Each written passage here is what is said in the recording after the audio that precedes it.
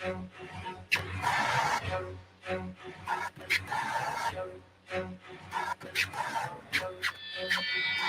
on your feet. Now time is over with the quickness. Can I get a witness like Jehovah? Amen. Keep it up till I say when. Now I'm busting out the playpen. It's the era of Jake Rivera. Sparking revolutions like in one ton of mirror. Like Pharaoh getting plagued from the hands of the creator. Locust devouring all the hocus pocus. Focus on the most that the curious unload. Content under pressure. About to explode like the Farino. Mean and green, so check my signal. It's the skinny individual who did you well. I kid you not. I think you stop if you got to scheme. Cause my team bring the steam like I wonder from my oasis. And the race is right. Now it's time to take my place in the sun. You can't deny the force. You can't deny the force. You can't deny the force. You can't deny the force. You can't deny the force. You can't deny the force. You can't deny the force. You can't deny the force.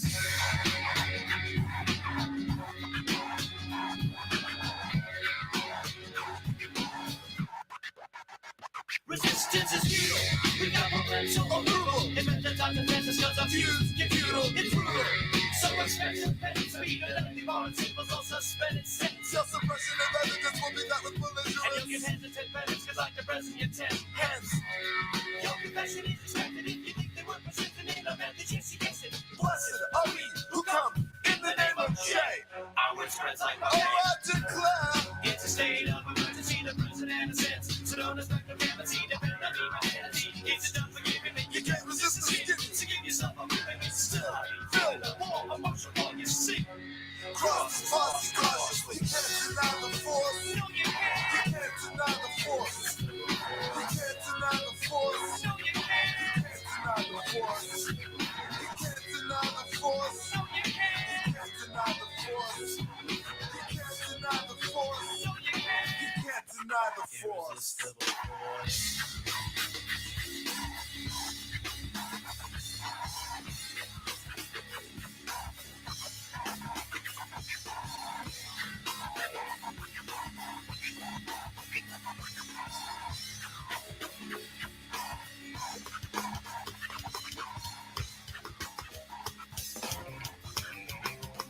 It's like we're back in the studio. Los Angeles, 1997. That's a good analogy. Brett Gurewitz behind the controls. This is Brett.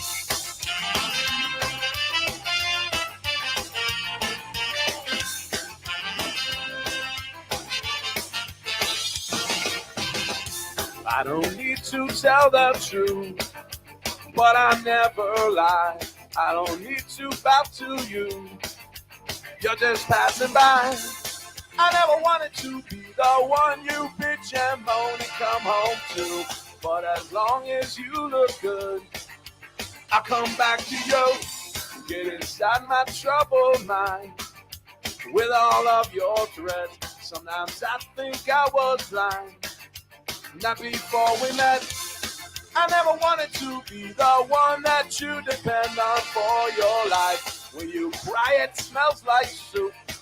Sound like Shona knife. Never feel though I said all night. I gotta ride. Each time I said all night. No, I just might. You make me stay all night. It's just that side of you tonight that makes me stay all night. I'm gonna stay all night. You're an evil little girl. I'm a twisted man, tearing through your perfect world. Make you understand. I never wanted to be the one you bitch and moan and come home to. But as long as you look good, I come back to you and do the things you do. Stay all night. I gotta ride. Each time I stay all night. No, I just might. You make me stay all night. It's just that side of you tonight that makes me stay all night. I'm gonna stay all. I would never treat you bad. You deserve the best from me. If you want to keep your place, you better get down on your Yeah, Todd wrote this one. Yeah. You think? This is not mine.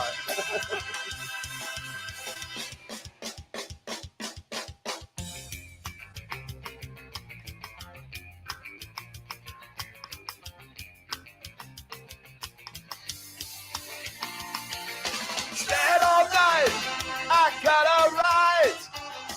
Each time I stand all night, no, I just might. You make me stand all night. It's just that side of you tonight that makes me stand all night. I'm gonna stand all night. R.I.P. Todd. Text the round robin. Your questions, comments, wagers. Give us a reason. Sleeper fantasy play. Your best alternative line. Whatever you have. Text the round robin 757-354-5517. Can you see by the dawn's early light what so proudly we hailed at the twilight's last gleaming, whose cross stripes and bright stars through the perilous fight for the ramparts we watched were so gallantly streaming. And the rocket's red glare, the bombs bursting in air, gave proof through the night that our flag was still there. Oh, take us that star-spangled banner yet wave, for the land of the free and the home of the brave. This is the Deep End Broadcasting Network. You are tuned in to the Round Robin with Stephen Murray on Deep End Broadcasting.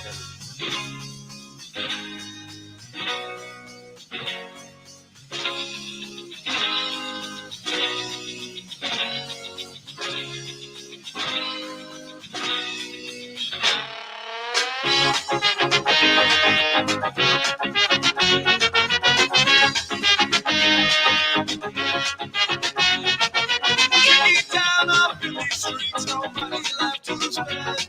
Still singing Bible night before I pray is on the bed.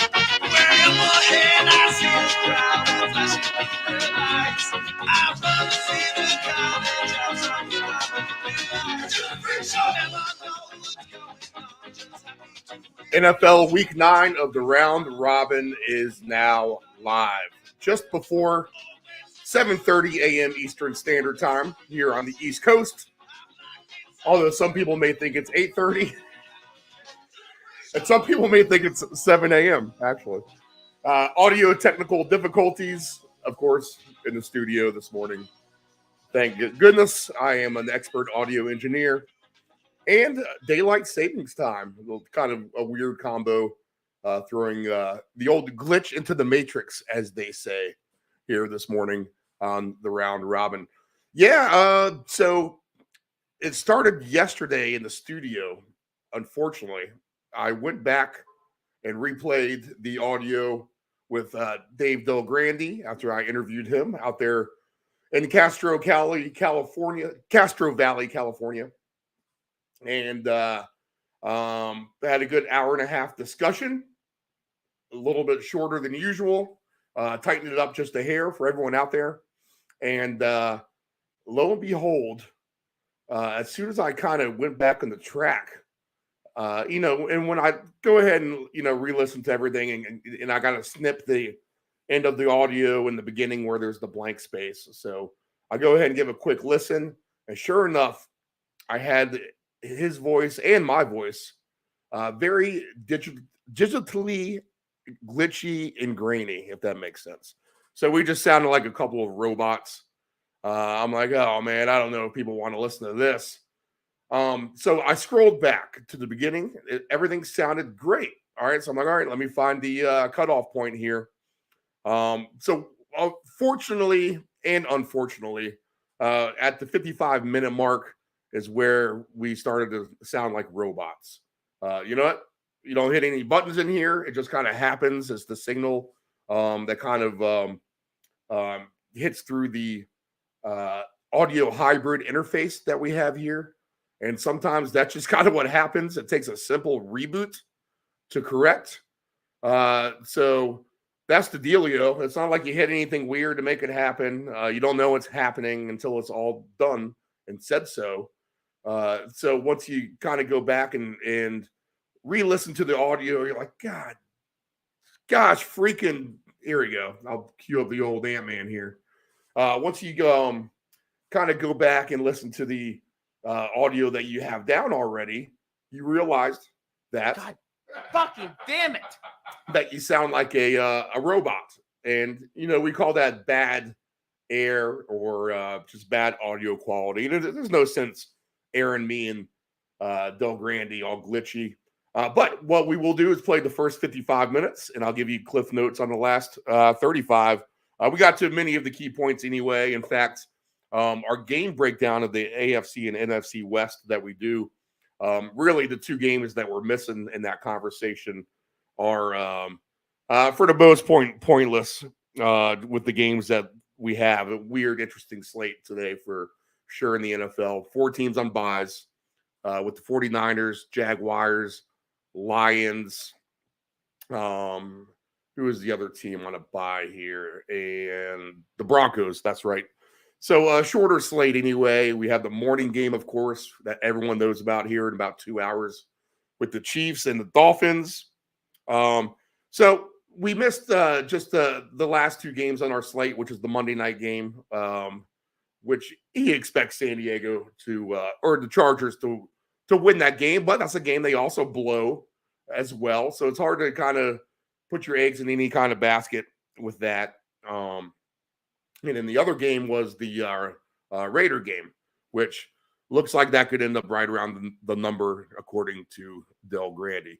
So I'll give you the cliff notes once we finish up the 55 minutes with him. And then this may be the shortest show of all year. Nephew Dave flying back from Florida, so we won't have him today. And the Ants man, who wrapped himself up in his cocoon for the course of Saturday and not seen since. Yet to have final confirmation on him. And it's later the better for the Ant-Man, let me tell you. But with the game coming up, and it's a good game, he's probably going to be up and at him early. So we'll see if we can drag him in the studio.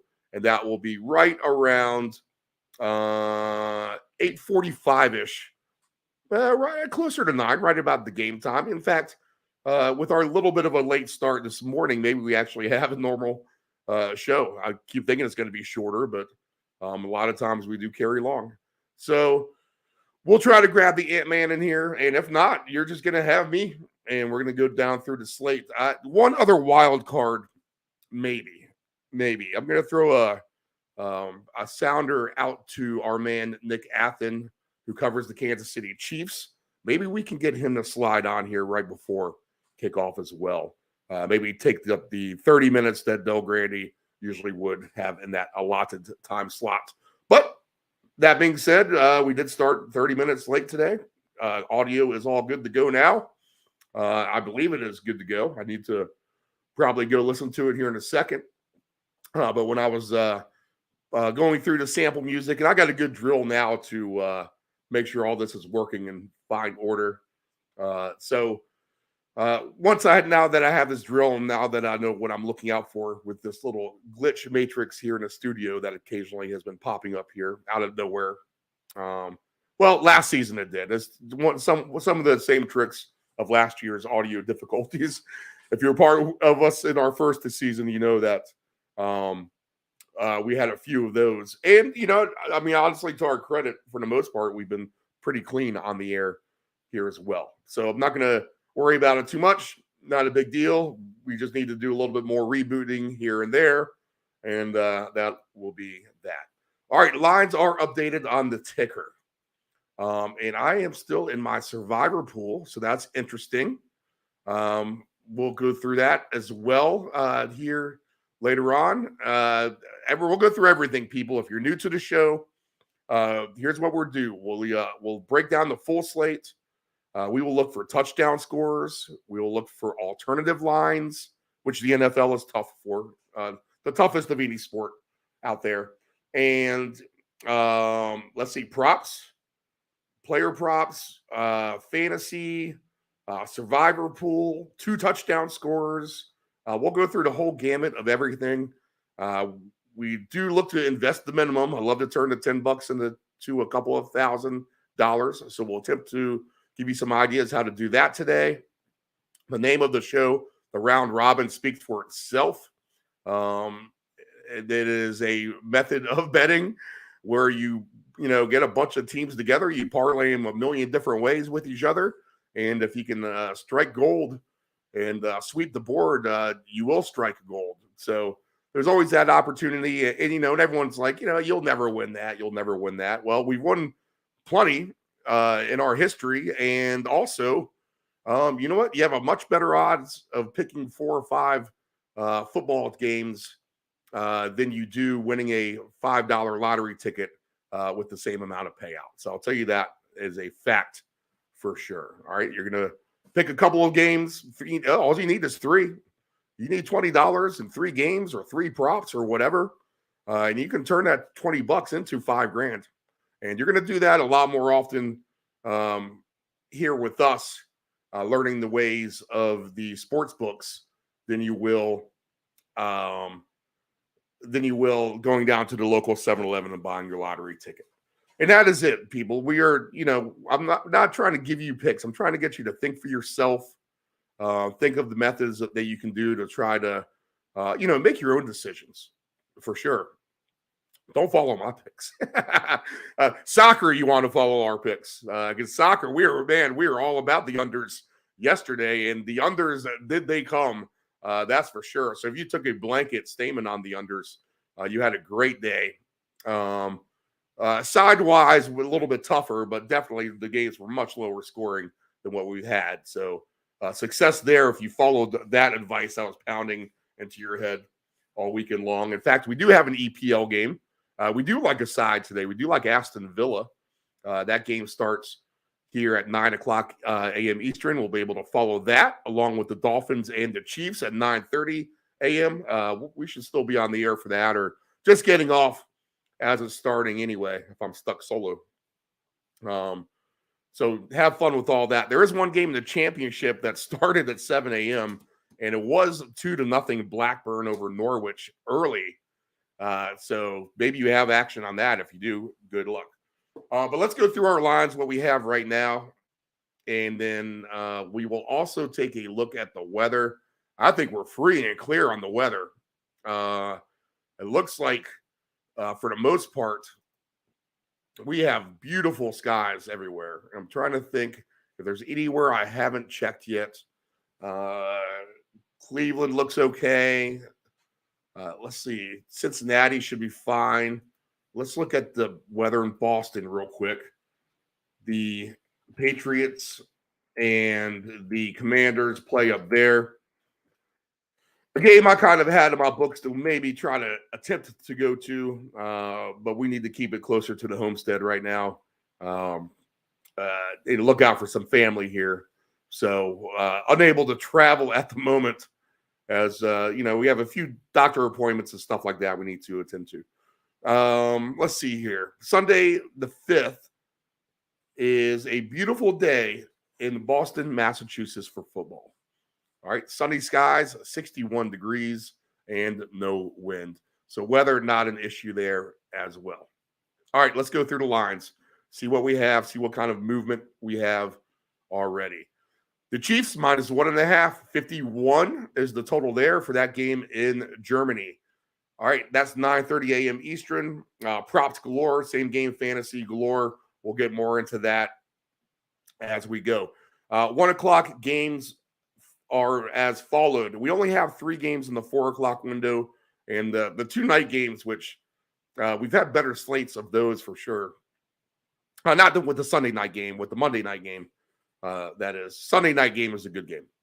But 1 o'clock, Rams are at Packers. Packers now up to 3.5, 37.5. It looks like no Stafford.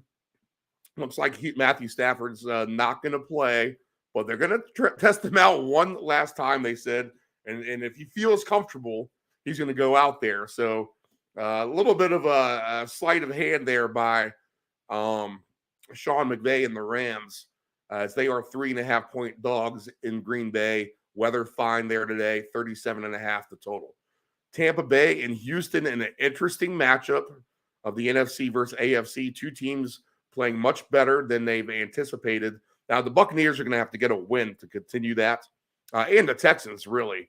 I think the loser of this game kind of reverts back to being somewhat of a bad team. But the way that the standings shake out right now in the NFL, and we'll go through those in a second, is that everyone's still in it for the most part. So the Texans -3 and over under 40. And when I'm talking about still in it, I mean, I'm talking about your division, maybe still, and playoffs for sure. No one's really ruled out. Even Carolina could gain some good steam with a win today. All right, the Patriots 2.5 and 40.5, the total with the game against the Commanders in Foxborough. The Bears are on the road to New Orleans. No line movement here. -8.5 for the Saints. And the over-under is 41. The Falcons -3.5. Home favorites. That spread has been bought back down towards the Vikings. Vikings catching 3.5. Opened earlier in the week closer to 6. Over-under 37.5 in this game. Cardinals and Browns. This line has moved. It's going up. Browns now -12.5, up from 11.5 yesterday. 38.5 is the total with Cleveland and Arizona. Deshaun Watson back in the saddle for Cleveland. That was a little bit of an unknown yesterday. But Del Grande on top of it said that it's going to be Murray against, looks like Clayton Tune. A little bit of uncertainty with Murray now that he's back into the mix. Dobbs, of course, traded to the Vikings. So, and I don't think Dobbs is playing either. It looks like he's going to be the BYU kid from Minnesota. But Deshaun Watson should be back, and he will need 2 touchdowns to cover the line against the Cardinals, plus 1 extra point. The Seahawks are in Baltimore. Beautiful day there. No weather issues again here. Let me double check the weather in Cleveland real quick. Rewind. I believe it's still the same. I looked at this yesterday. Just make sure. Nothing nuts. Yep. 10-mile-per-hour winds, 54 degrees. I'd say that's a beautiful November afternoon in Cleveland for the game against the Cardinals. Ravens Stadium, beautiful day there. If you're going to that game, I should have plenty of friends there myself. 5.5 for the Ravens. Over to Seahawks, Pete Carroll and company in town. Pete Carroll, Dave Del Grande's neighbor and friend. Over under 44.5 for the home Ravens. That should be a good game. Colts are at the Panthers, 4:05 Eastern Standard Time, -2.5 for the Colts, 44.5. I'll talk about this more in the Cliff Notes with Dave Del Grande's interview once I wrap up with him. But we suspect this to be a fun game, actually. The Colts have been an over machine lately, and this could be Bryce Young's best game yet. So hint on that. We'll throw that prop right out there already with Bryce Young and his passing yards. Maybe Adam Thielen as well to go off today. So the Panthers could get a very good at-home effort this afternoon. What will be a beautiful day for football down there in Charlotte, the Queen City. All right, Cowboys and Eagles, one of the bigger games of the day. -3 for Philly, 46.5. The line here with Dallas and Philadelphia.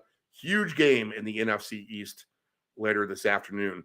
The Giants are at the Raiders. McDaniel has been fired. Here comes Antonio Pierce, the famous New York Giants linebacker, very popular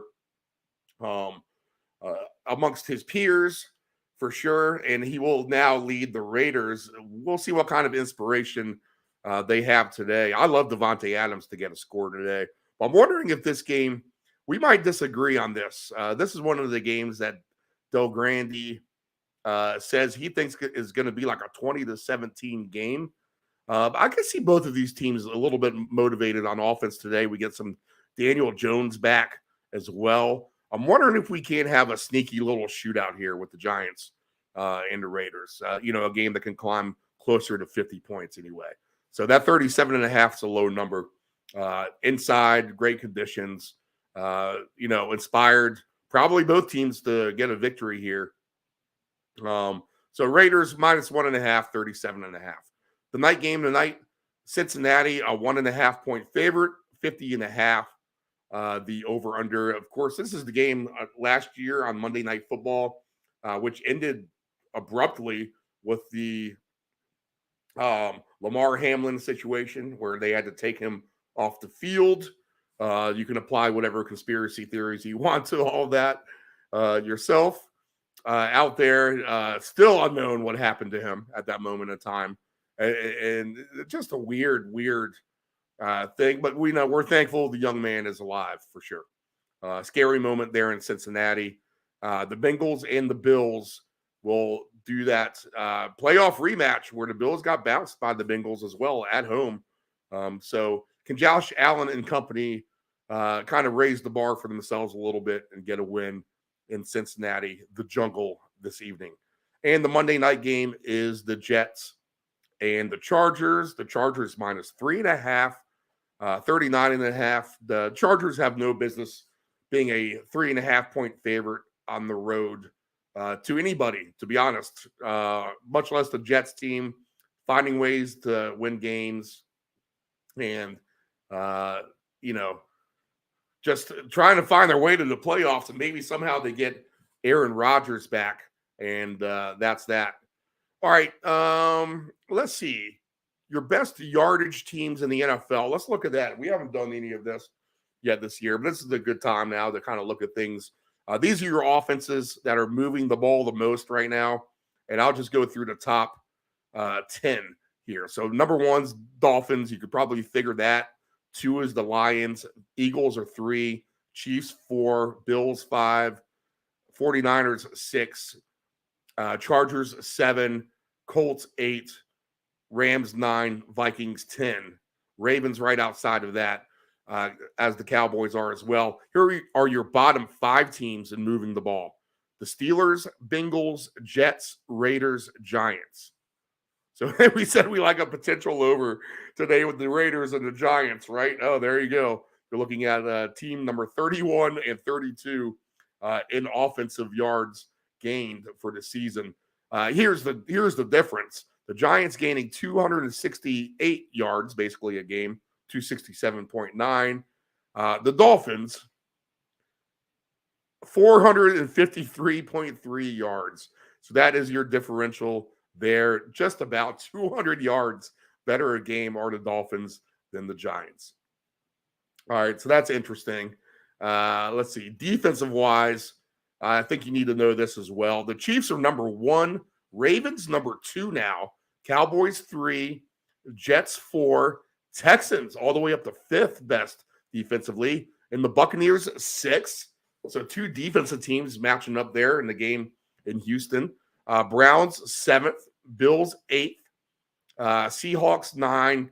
49ers all the way down to 10 now.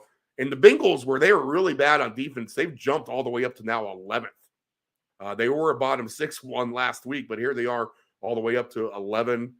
And your bottom defenses are this. The Colts at 32. Broncos are the 31st. Commanders are the 30th. And then now they're missing 2 D-line players. So can the Patriots get it going on offense? Cardinals 29th. And the Dolphins, bad defense, 28th overall. So they're going to have their hands full with Kelsey and company coming up here just a little bit later this morning. Bears are on that list. Panthers as well. So the Panthers-Colts game really does set up for a high-scoring affair if you look at it in that regard. There are the Raiders at 25th, not the greatest. Giants at 21st. So 2 bad offenses, 2 bad defenses for the most part. Maybe that can spur the offenses these lackluster defenses. All right, let's look at the standings as well. All right, that's interesting. I'm kind of learning a little bit myself, kind of refreshing myself here. These numbers are pretty solid here halfway through the season. Just realizing, the Colts are an absolute mess on defense. They have injuries as well. Just all that. So look at your yardage leaders in the NFL. Look at your defensive leaders in terms of points allowed as well. Chiefs allowing just 14.6 points per game for them. All right, let's get our standings up here.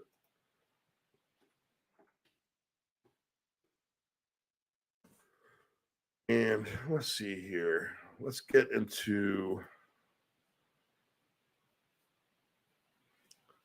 Well, we could do it conference-wise. Let's just do it that way. I think we all know who the division leaders are, right?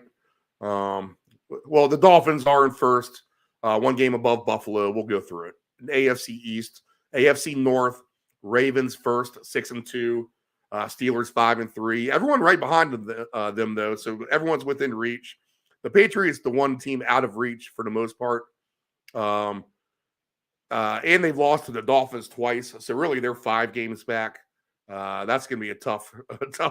The schedule gets, I think, even worse too. So they're maybe the one team out of their divisional race. Jacksonville looks like they're somewhat running away with it. In fact, Titans have already lost. They're 3-5. Texans and Colts both lose today. Then the Jaguars will gain ground by not even playing. The Chiefs 6-2, 3-4 is your next best candidate with the Chargers. But Raiders and Broncos both have 3 wins. So everyone trails the Chiefs there by 3. Eagles and Cowboys separated by a game and a half. So this is key for today. Eagles 7-1, Cowboys 5-2. Commanders and Giants both struggling. Commanders 3 wins, Giants 2 wins. Lions 6-2. They're the Vikings 4-4, trying to creep up on them, and they can gain ground on them again today with the Lions being idle. If the Vikings can get a win on the road in Atlanta. Packers, Bears at the bottom of that division. This is tight at the top. NFC South, Falcons, Saints, and Bucks all right there. Bucks are 3-4. Saints, Falcons 4-4. Carolina, though, even if they can get a win today and the other teams struggle, they can kind of get back into it a little bit. 1-6 for them, 2-6 if they get a win today. Seattle's 5-2 in their division. San Fran's 5-3 now behind Seattle in the West. So that's the one surprise if you didn't realize that. Seattle is actually in first place. They'll either fall back into a even tie with the 49ers or be a full game up if they get the win in Baltimore today. Rams at 3-5. You can't count them out. So maybe that does give Stafford an incentive to play today. Puka Nacua injured as well, but should see some action. Cardinals at 1-7. We'll assume they're going to get blasted in Cleveland this afternoon, and they will be officially wiped out for the season in any playoff contention or whatever. Now, if you look at the playoff, the way that it's set in the conference, let's see. Right now, Steelers and Bills would be your wild cards, but right there knocking on the door are Cleveland. Let's see. In fact, Cleveland would be a wild card. Knocking on the door would be, well, they'd be tied with the Jets and Cincinnati for that right now. They do have a tiebreaker over the Bengals. So they're all right there at 4-3. And then the teams with 3 wins right outside looking in are plenty of them. I mean, that's basically everyone. Denver, the Titans, the Raiders, the Colts, the Chargers, and the Texans, all 1 game or 1.5 games out of the wild card. Even the Patriots, I guess, if they get a win. I mean, they're going to have 3 wins. They'll still maybe be at worst a couple of games out. But at 2-6, they better get moving fast But really, if you have 3 wins, you're in it, and they only have 2. So that's just one away. If they can get that 3rd win, and that will creep them closer in any regard. You got to figure some of these teams above them will lose. So it is up for grabs up there in the AFC. In the NFC right now, it'd be Philly, Detroit, Seattle, and the Falcons would get the tiebreaker. Cowboys and 49ers and Vikings would be your playoff teams. But the Saints are tied with the Vikings. I think they play each other coming up. I think so. I'd have to double check that. So Saints and the Vikings are 4-4. The teams with 3 losses right behind them would be Tampa, the Rams, and the Commanders still in it, really. So if you think the Commanders have sold shop, I mean, they're still only 1 game out of wild card contention for the most part. Packers, Giants, Bears, 2 wins. Panthers, Cardinals, 1 win. But again, it just goes to show that everyone's kind of bundled up there in the middle, and it is still completely up for grabs. Okay, so good stuff there as we are basically at the halfway mark of the season. Once we get the games in the halftime today, you can consider that your halfway mark for that particular team. All right, so here's what we'll do now. We'll go ahead and we will queue up Dave Del Grande. Again, his interview went glitchy around the 55-minute mark for audio technical issues that we've resolved. So I'm going to have to give you the Cliff Notes version of the rest, and I will do that when we get back. So for the next 55 minutes, and then we'll be back right here about, I'll be back about 8:50. I'll wrap it up for about 10 minutes. We'll take a break right at 9 o'clock. And what we'll do is we'll see if we got the Ant-Man live out of his cocoon. Nephew Dave flying back from Florida, so we won't have him. But if we have the Ant-Man, we'll bring him in. Otherwise, I will take you through the entire slate myself. All right, so the ticker is up to date. We'll go ahead and queue up Mr. Del Grande, and I'll check back here in a little bit. Maybe we'll get Nick Athen and get a little Chiefs preview. I'll see if he has a few minutes. So that'll be a nice surprise if we can get him as well. But without further ado, we will cue it up to our buddy from Castro, California, columnist of Field Level Media, Dave Del Grande. How's it going, Dave? How's the West Coast this morning? Oh, beautiful. All right, good stuff. Beautiful Halloween out here, and everything is peachy. You actually had a lot of people here locally commenting that Halloween was down. Now, granted, our weather wasn't the greatest, but I know like when you're a kid and I was a kid, I mean, Halloween was a real big deal. But the number of trick-or-treaters and just sheer numbers apparently is down overall. Did you notice any of that out there? Well, it's been that way certainly, in the last in recent years because of the pandemic. Right. I think that it's I really think it's something now where you find it's very popular in pockets and not very popular in certain other areas. It's really funny because there's a street right behind us that really does up Halloween. I mean, really nice. And they get all kinds of traffic.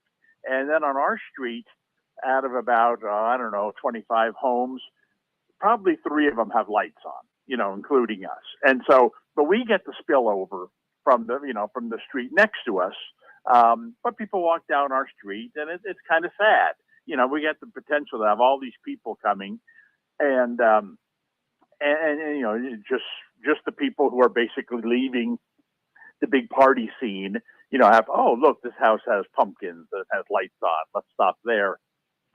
We get that. And then I read on Facebook among some of my friends, in other local cities here, oh man, this is sad. We've had like 5 people come by tonight. And I thought, well, gee, wow, that's weird because if you just look behind me here, I mean, there are hundreds of people, on this, 2 block street at all times. I mean, it's like, the Rangers were celebrating a championship or something. I mean, and so it's. I wouldn't be surprised to hear that the total numbers are down, but I just think it's become something where if in certain areas where it's their thing, it's their holiday. I'm certainly in favor of that. I wish we had more of it on our street. It's not bad. I mean, we had a lot of candy to give away, and we gave away most of it. So that's the goal. All right. I've been following baseball. Okay, so I'm 50 years old. I'll give myself 1980. I think my first memory of a World Series was Dodgers and the Yankees. And if I'm going to have to be, if I have the pick of the litter, and I'm going to have to pick one manager to manage my team to success, to get to the playoffs, to win it all, and just be a good overall manager. From what I've witnessed here in the last 43 years, I think that man is definitely Bochy for me. He gets his fourth title. He's now in prestigious company. Casey Stengel is the manager who's won the most. But he's tied Joe Torre now. And I think Joe Torre probably would have gotten the nod before him. But, I'm not trying to say is he the best of all time. But if, 40, 50-year sample for you for baseball, if you need one manager, is Bochy your guy? Yeah, I mean, I think there are similarities between him and Torre, kind of the, very well respected, kind of a quiet leader type, surrounded by a lot of veteran players. I think what's funny about Bochy is if you look at the 4 championships he's won, this is almost unbelievable. That if you look at his 4 championships, they've come against the Tigers, the Rangers, the Royals, and the Diamondbacks. Right. We mentioned that last week. Yep. Or 2 weeks ago. It's like, at what point does he move to the heavyweight division? It's like almost impossible that you could say, you could win 4 championships, and it was like, you're kidding. Those are like the 4 worst teams in Major League history. They were one flash in decades of having success. Right. But I think, something else that I don't mean to take anything away from him, because Bruce Bochy is about as nice a man as I've met in sports over the years, and he's very easy to root for. But certainly, in coming back to the Rangers here, you see something that tips off, why he might have had success in San Francisco as well. And that is, he wasn't coming back to this situation unless ownership went all in. And this team has spent more money in the last 2 or 3 years than, I'll bet you any team in Major League history. I think I read somewhere where they've spent over $1 billion in the last couple of years. And Bochy clearly made it clear, because they had brought in Seager, they had brought in Semien, they had brought in some hitters, but their pitching staff was terrible. And clearly Bochy told them, hey, look, you promised me that we can go out and get some big name pitchers, and I'll do it.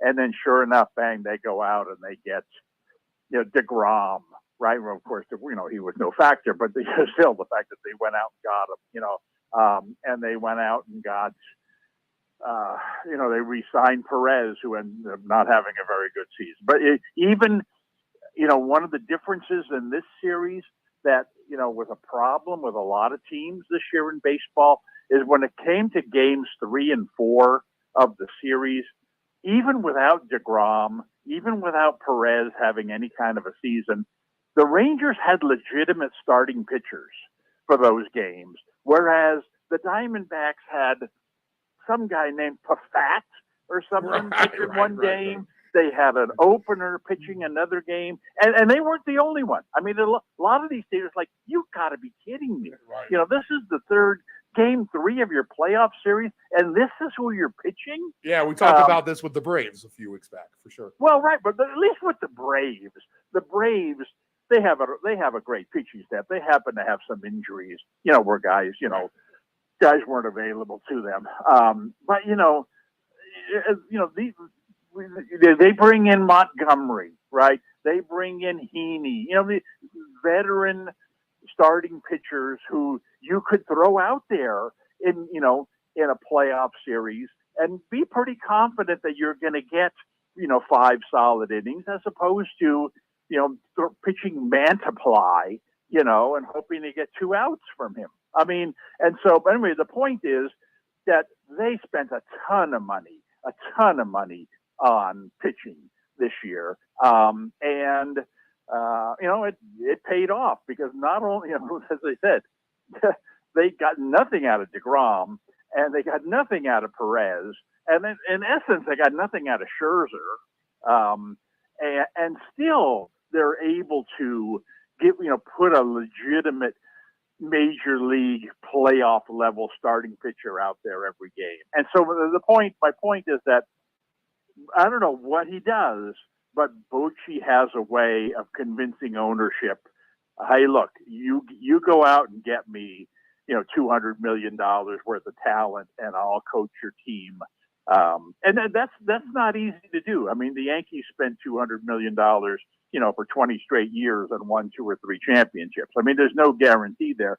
But if you look back at the Giants teams now in retrospect, Giants fans, man, they're bemoaning, we don't have any star power. This is why we can't win anymore. We don't have any stars. And they got just so used to Bumgarner and Kane and Lincecum and Posey and Belt and Crawford and Sandoval and Pence. I mean, they had, very, very high end talent on that team. That, now that it's all gone, is like, oh my God, this is awful. We need to bring Bochy back so that he can convince ownership to bring the talent back. And this is exactly what he was able to do with the Rangers. Convince them to bring in top level talent. I mean, this team was, they won the championship, and it was kind of a surprise, I guess you might say. But they had about as much talent as anybody other than the Braves. Any latest insight or firsthand knowledge you're out there? Maybe which way Ohtani could be leaning here? No, I offer no insight, but I will say this. All right, so maybe I do offer some insight.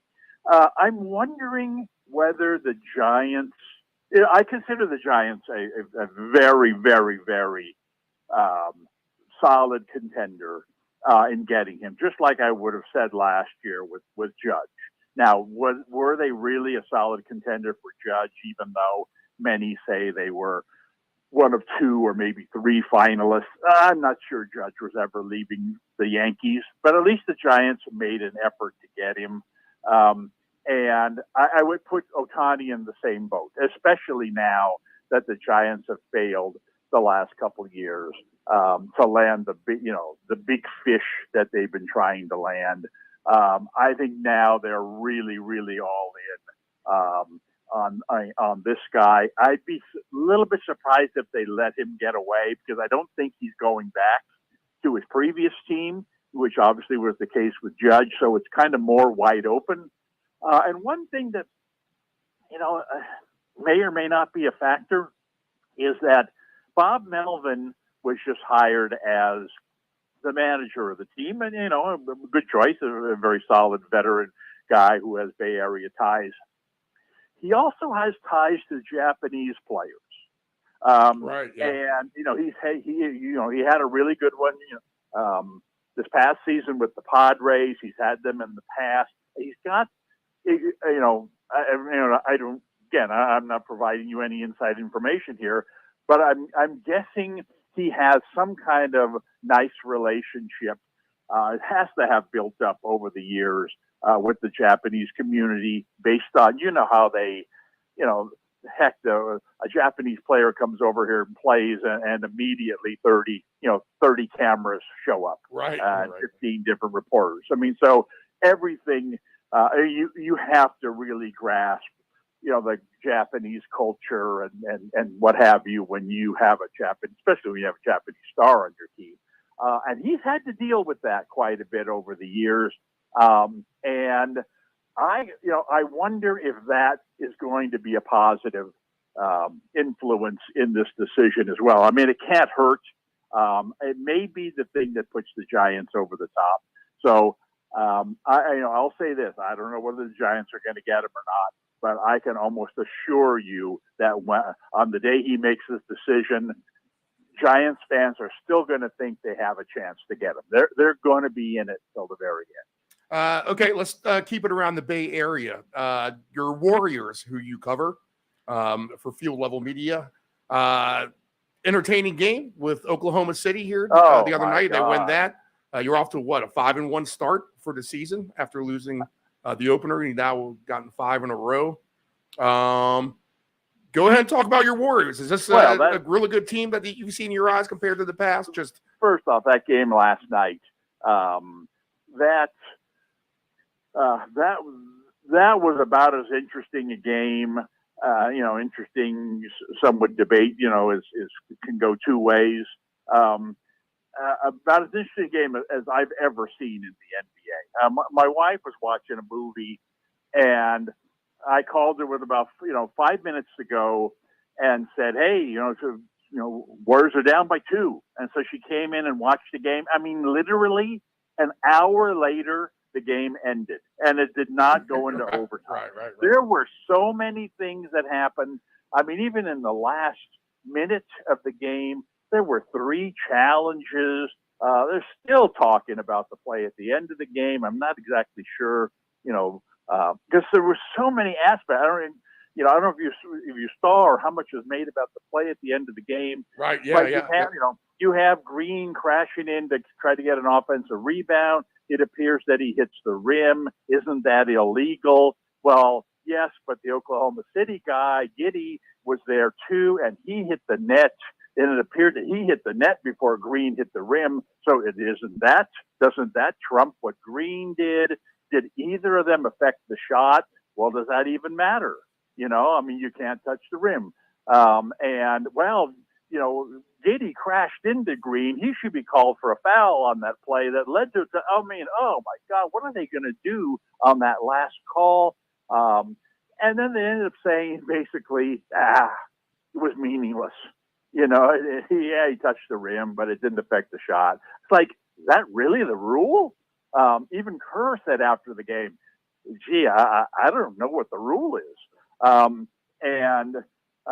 But there were so many things that happened in that game, and it just so happened to be, of course, the in-season tournament opener with the blue court and everything, which I thought actually looked really good in their particular case. Getting back to the Warriors, well, I mean, they've corrected the mistake that they made last year. 2 years ago, the Warriors, had these 3 young players, Wiseman, Kuminga, and Moody, who they thought they're going to be our future, 4 or 5 years down the line when Curry and Thompson and Green retire. And so they tried to bring them along as kind of for the lack of a better term, a JV team. Well, you don't have JVs in the NBA. So you either play the guys or you don't play them. And that first year, they didn't play them at all. And the Warriors, this was 2021 when the Warriors won, or 2022 when the Warriors won the championship, right? Then you come back last year, and now these guys are a year older, and now you got to start playing them, right? And so what they did was they got rid of some of the guys that were very important in their title team. Otto Porter, Bielisa, Peyton, even Juan Anderson. I mean, they got rid of all these guys, veteran-type players, so that the young guys could play, because now they needed to coexist and kind of be the second unit. They kind of grew to that level. And that was a disaster.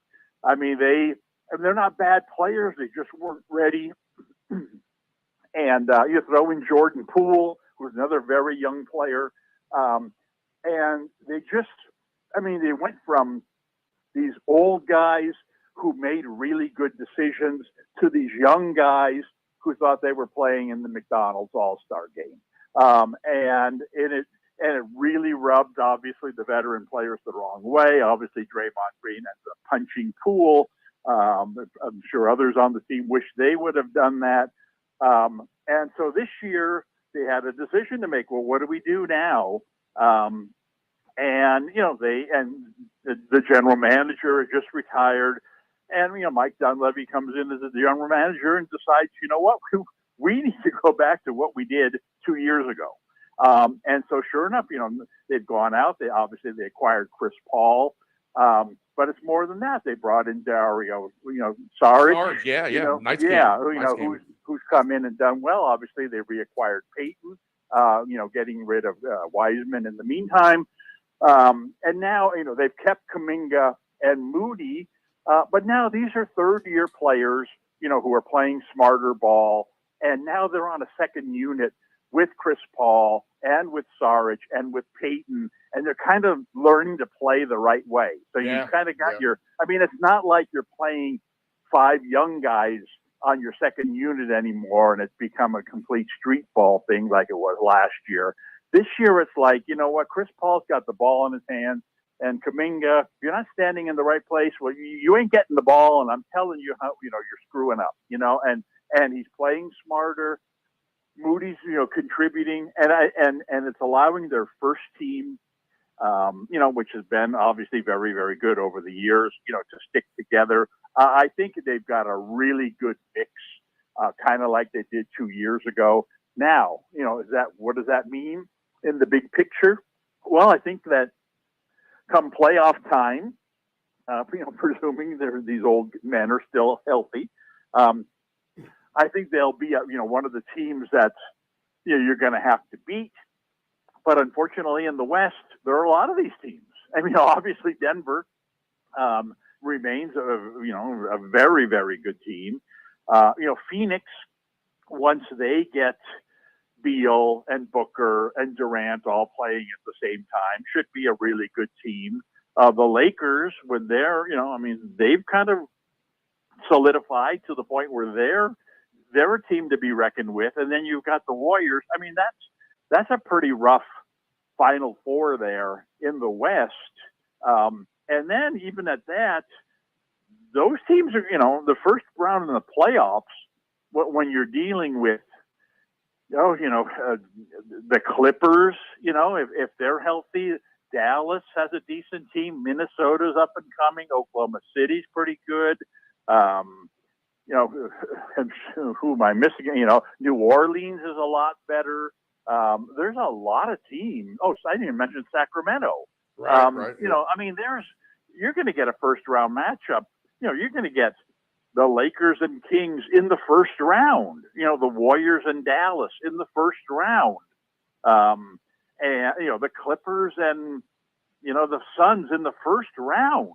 And so you can be really, really good and not even make the second round of the playoffs in the West, as opposed to the Eastern Conference. Right. Yeah. Where there's basically 2 teams. There's Boston and there's Milwaukee. Now they might be the 2 best teams in the league. But I'm not even sure Milwaukee's good, to be honest. They haven't looked super great so far. It's early, they have been good. Obviously consistently good in recent years. Right. But Philadelphia, I guess you would say, would be a solid number 3 there. But there is Cleveland, the Knicks. Those teams might not even make the playoffs in the West. And so you have a lot easier path to get to the Eastern Finals than you even have to get to the Western second round.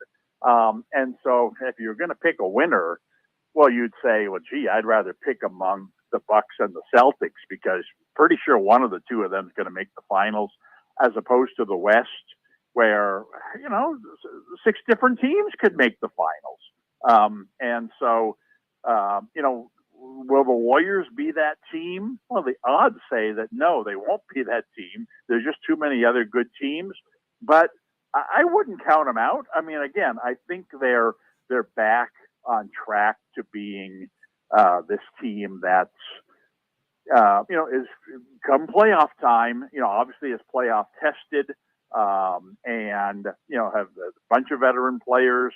They're going to be a tough team for anybody to beat. Well, okay. So a couple things there.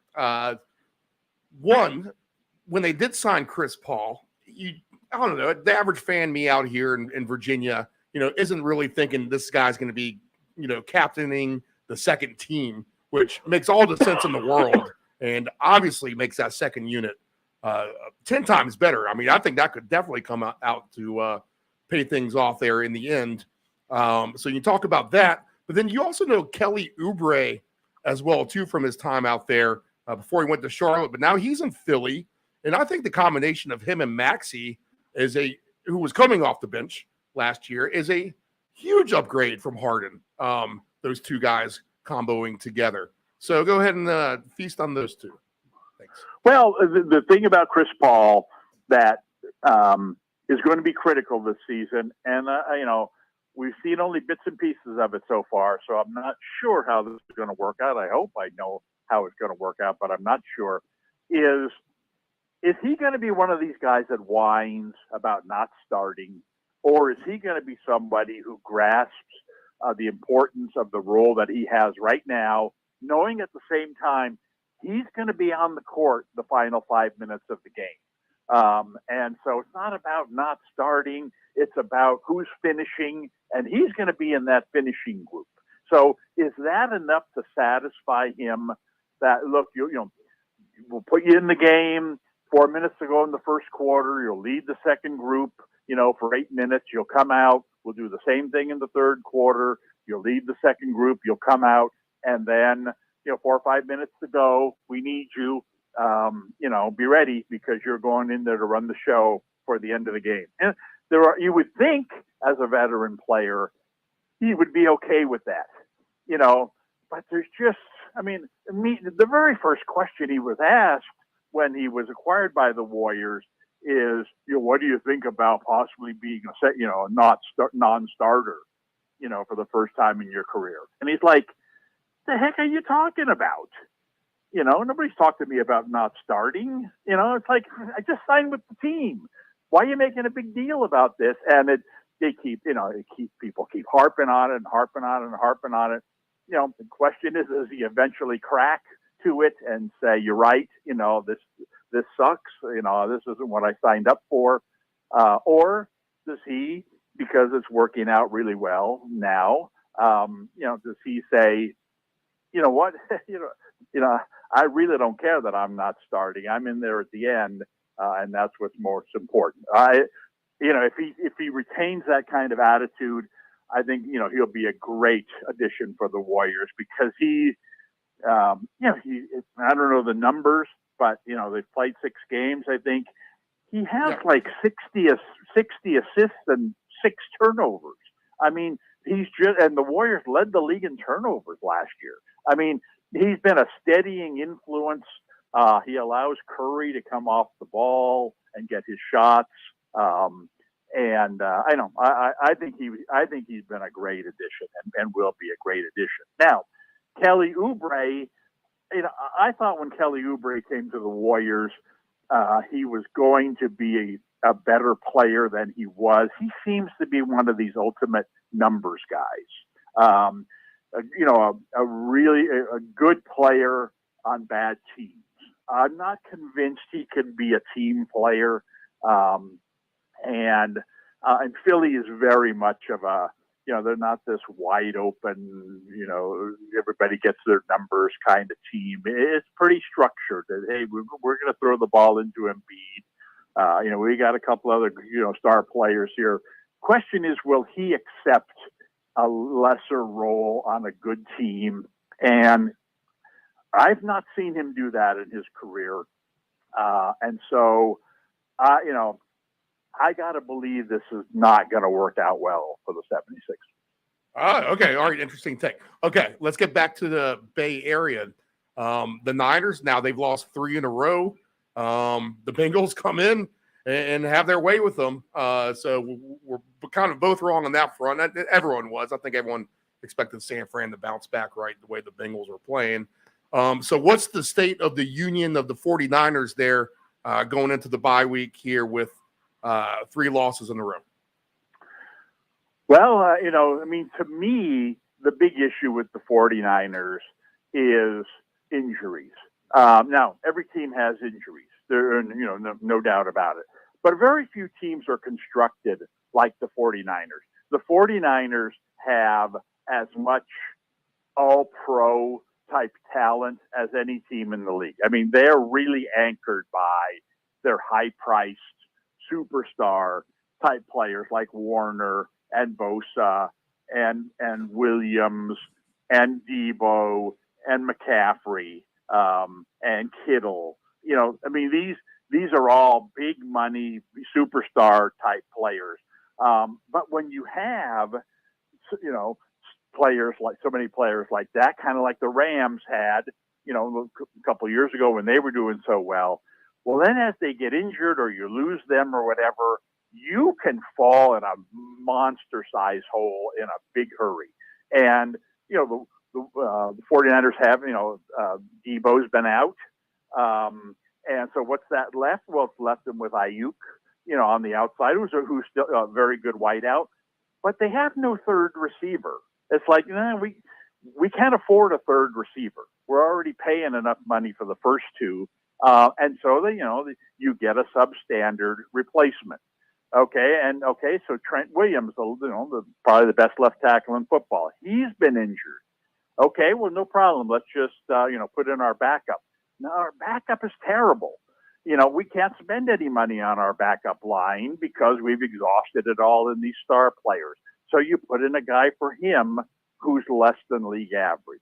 So all of a sudden, your passing game has become very restricted because, you've lost, one of your key outside receivers. Again, compare this to the Vikings. The Vikings lost the best receiver in the league, Justin Jefferson.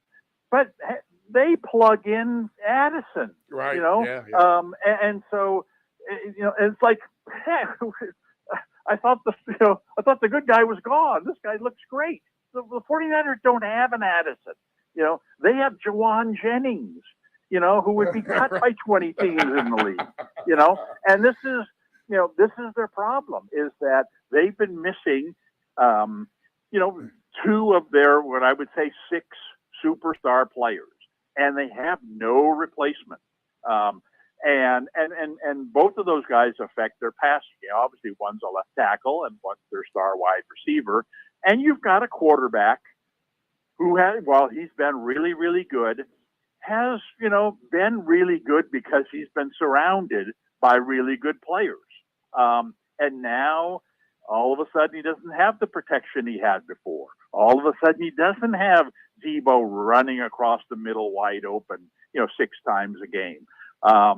And now he's looking for Ayuk, but the defenses know he's looking for Ayuk, and so they've really struggled, and obviously defensively they've really struggled.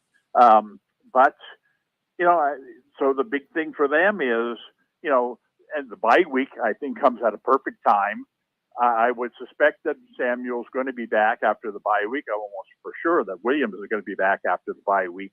And I think that they'll be able to get back to where they were beforehand. But at the same time, they're going to be fragile in that way. They can't afford these guys to get injured. Now, they're able to make a trade here for Chase Young, which, the best thing about that trade is it now if Bosa were to get injured, it wouldn't be as devastating because, we still got Chase Young to chase after the quarterbacks. We brought in Randy Gregory a couple weeks ago on the cheap. We still got him. I mean, they actually have some depth there that they don't have at the other positions. So that that's nice for them there. But if they were to lose Warner, if they were to lose McCaffrey, man, you could see this season going downhill big time. And that's kind of the situation they're in. They're kind of walking on eggshells. They could be really good, or they could be very mediocre. Okay, let's get into our slate of games, and then I want to build another fantasy lineup with you for the week coming up. But this time we'll do like a DraftKings lineup, and we'll have the pick of the litter of everybody. All right, so you can. By the way, yeah, go ahead. I got one for you this week. Okay, great. That's a tease. That's what they call a tease here in the broadcasting business. But I know you well, Dave. You hate the Sunday morning 9:30 a.m. Eastern game. You don't like the bet on it, but wow, we have a good one here with Miami and Kansas City. Now, I've said it a few weeks ago. Something just doesn't seem right to me about Kansas City. You've made the argument. That's just their way they're winning games with their defense. A nice call last week. You said Denver would play this thing close. Not only close, they get the outright win against the Chiefs. So I feel like I'm still on the right path. Of something just doesn't seem right with me with the Chiefs, and I think that has to do with the receivers still. And here we have Miami. Miami, man, they're a great team. They play these lesser opponents and they beat their breaks off. But when they get up to playing the big boys, it's a little different story, and they've yet to kind of have that landmark big win game. Now, this game's in Germany. The body clocks are thrown off. Miami travels earlier in the week. Kansas City traveled later in the week. Again, it's the weird time. You're going to have to wake up at 6:30 a.m. for this one out there. Dolphins and the Chiefs. Do you hate this game, or is this one a little bit more fascinating to you? I'll tell you what. I'm going to be up at 6:30. This is kind of like the Miami game against Buffalo a couple weeks ago. This is one of those must-see games because we need to find out what is it with Miami. Are they really this? Let me think of who would possibly talk about it, like a Tennessee in college football. Right.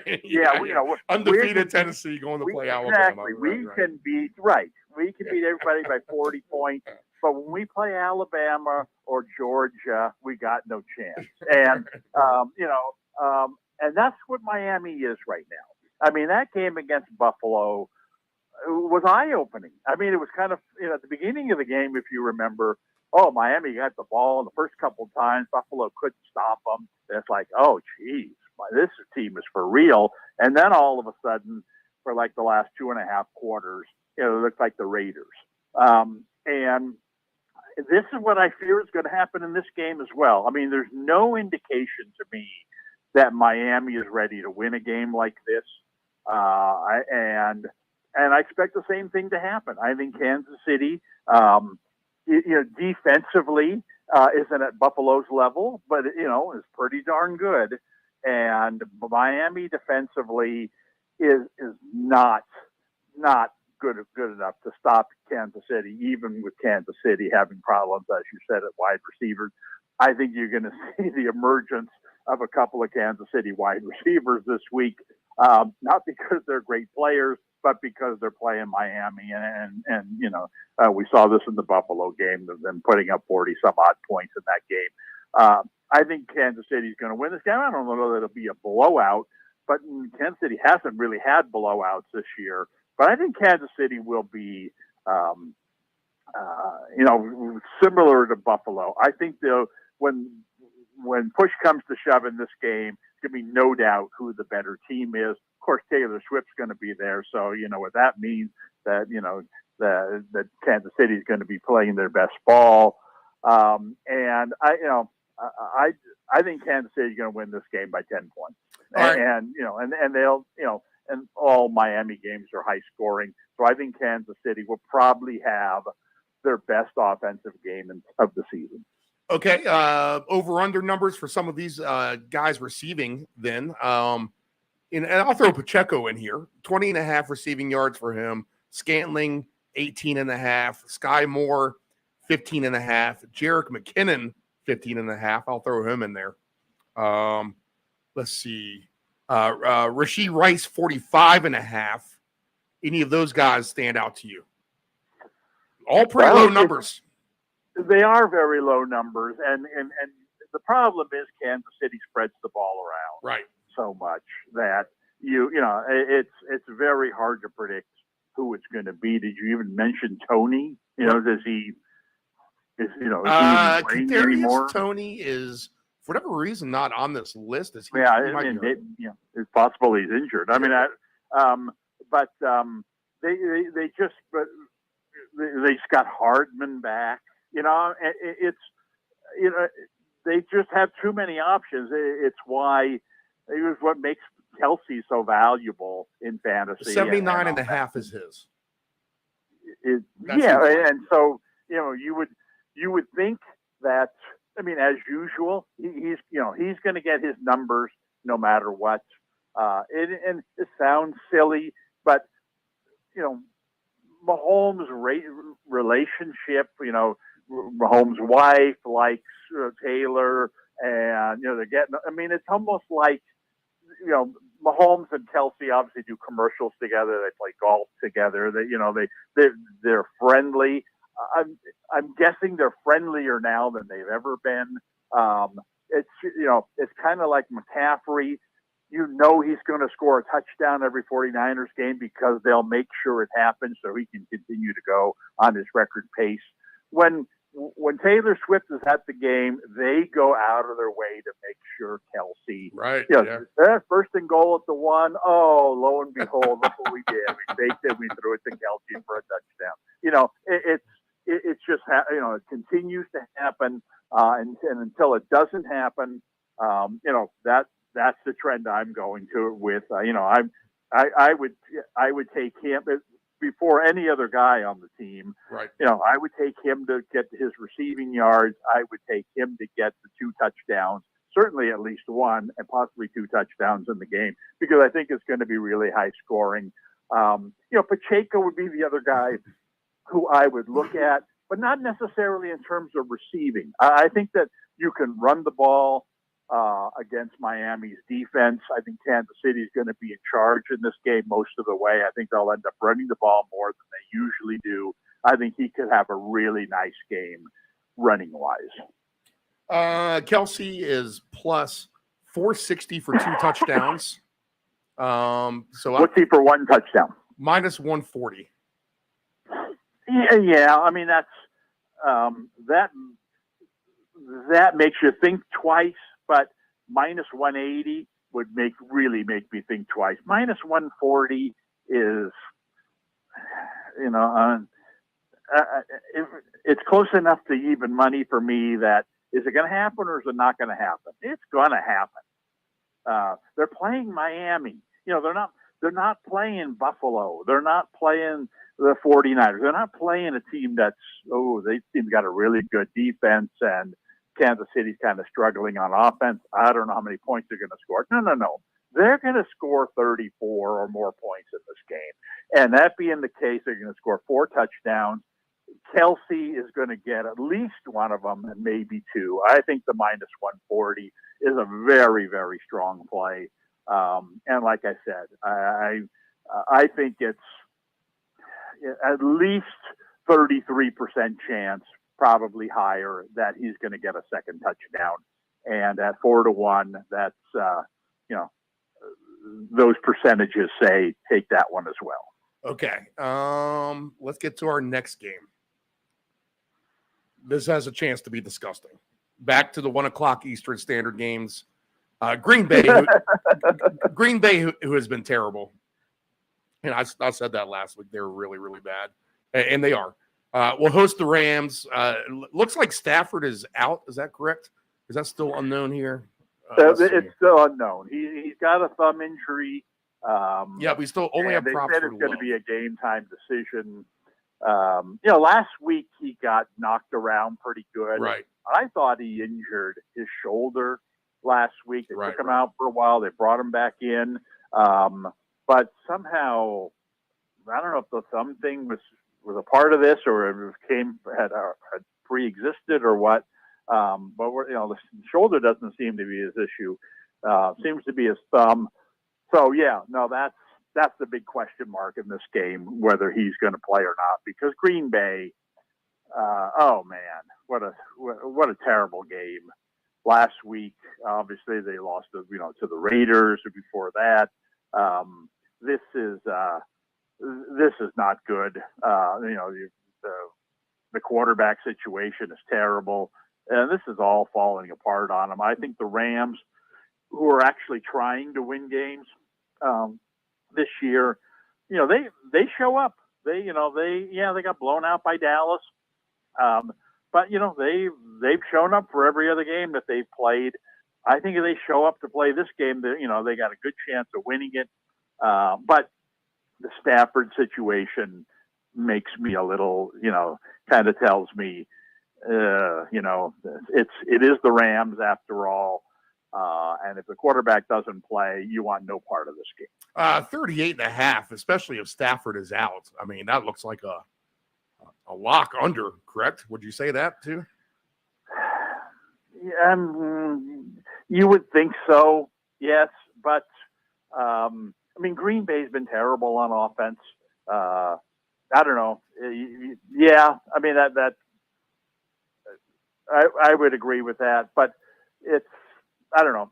Like I said, I just have a bad feeling about this game all the way around, and because of the quarterback situation. And I just soon, they're better. Yeah. To fry. Needless to say, when we pick our fantasy team, we'll pass by this game.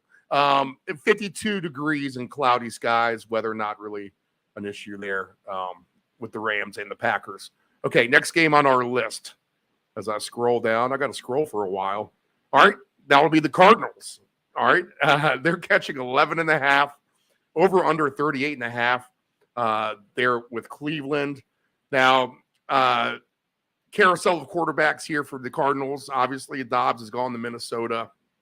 Looks like Murray's going to get the call over Tune, I believe.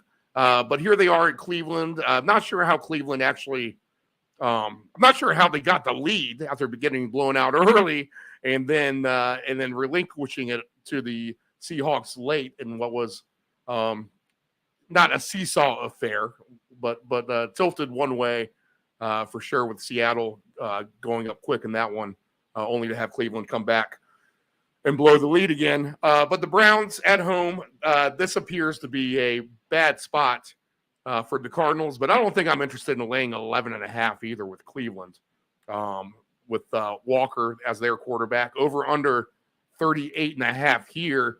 Really, almost this game kind of mirrors the one we just talked about. I would not doubt at all to see this one go under. Maybe you have a better angle than me on this one. So what do you got? Well, and my different angle from you is I think you've got the quarterback situation backward. But although it speaks to what you said, there's uncertainty. I mean, the way it sounds to me is Watson is definitely back. Oh, okay. All right. And Murray is not going to play. Okay. He's returned to practice, but they're not going to play him quite yet. And I mean, if that's the way it turns out, then all of a sudden the 11.5 looks much more. Yeah, you're right. I got Deshaun Watson here as listed. Okay, so 201.5 is his passing yards. Cleveland, I've kind of been on Cleveland's bandwagon all year. I'm going to, remain on Cleveland's bandwagon. I know that, I've, attaching my reins here to a very, very shaky quarterback. But, I still think they have the potential if he comes back and plays well and gets his head on straight. This is a very, very good defensive team. They've got good wideouts. They've somehow put together a decent running game, even though they lost their star running back. I think that, solid quarterback play will take this team over the top this year. This is a game where, they're in essence facing a third string quarterback with one of the top defenses in the league. That in and of itself is a huge mismatch. Now you've got your quarterback back, and I mean, To me, this is the perfect spot. You see this a lot with superstar players in the NBA. When you aren't sure that your superstar player is 100% quite yet, you don't bring him back to face the Celtics or the Warriors. You bring him back to face the Pacers, or the Rockets or something, so he can get his legs back under him, have some success, and then bang, the next game they play, the national TV game. This is that game. This is the game where Watson needs to come back and reestablish himself as the man here. And what a perfect situation. You've got a defense that's going to get you good field position. You're at home. You got an undermanned opponent. I really think he could put up some really nice numbers here, get some confidence back, so that when they go in and play Cincinnati or Baltimore next, or when they get into the big division games that they're going to need to win, they need him, not only physically fine, which I think he is for the most part, they need him mentally fine. And I'm not sure that that's even possible with Watson, but this is his opportunity to just feel some success, get the crowd back behind him, and really celebrate a 38-10 win where he throws 3 touchdown passes and has a really nice game. So I think he could have a really big game. Oh, okay. All right. So, I do have my quarterbacks completely backwards. Do you think they gain him confidence through the running game a little bit at all? I mean, Jerome Ford's 44.5 yards rushing. There's really no reason for it. Okay. He has been injured. I don't think they would want him to take any chances. For all you get ahead 14-0, and the offensive coordinator's telling you, "Hey, look, don't do anything stupid. We don't need you injured again. Throw the ball away." And I think you get into that type of situation where it's 3rd and 8, and he could run for a first down if you really needed to do it. But I don't. We're going to win this game, and I don't want to get hurt. I'm just going to run out of bounds, or I'm going to throw it away. And without that kind of incentive, I'm not sure that he gets a rushing total here. I would be much more interested in taking it over on a passing total. All right. So the passing props for Deshaun Watson, 201.5. So that's going to be low, right? Yeah, very low. Yes. 225 is plus 172. 250 plus is plus 350. 275 is plus 640.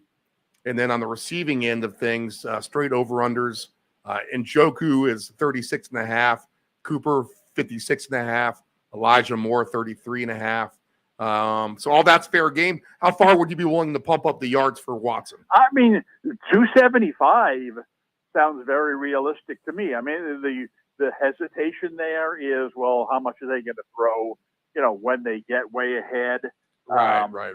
And that's an issue. But like I said, there is an incentive this week to let him pile up big numbers, because they need him to walk away from this game fully confident that, all right, guys, I'm back. And you're not going to get that by throwing for 175 yards, no matter what the score is. He needs that, 303-yard, 3-touchdown game, big game for Amari Cooper. Kind of let's establish the fact that Amari and I are going to be one of the top pass and catch combinations in the NFL the rest of the season.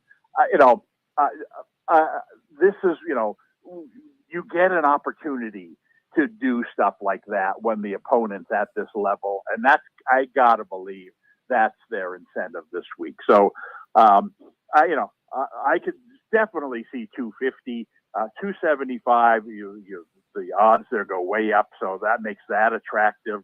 I would definitely take the over on Cooper. I'd get him, I'd find him a touchdown, even 2 touchdown odds. I think you've got the makings of something good there. All right, Cooper's 2 touchdowns is 15-1. Look at that. That's a nice number. Yeah. All right. I take that. Yeah.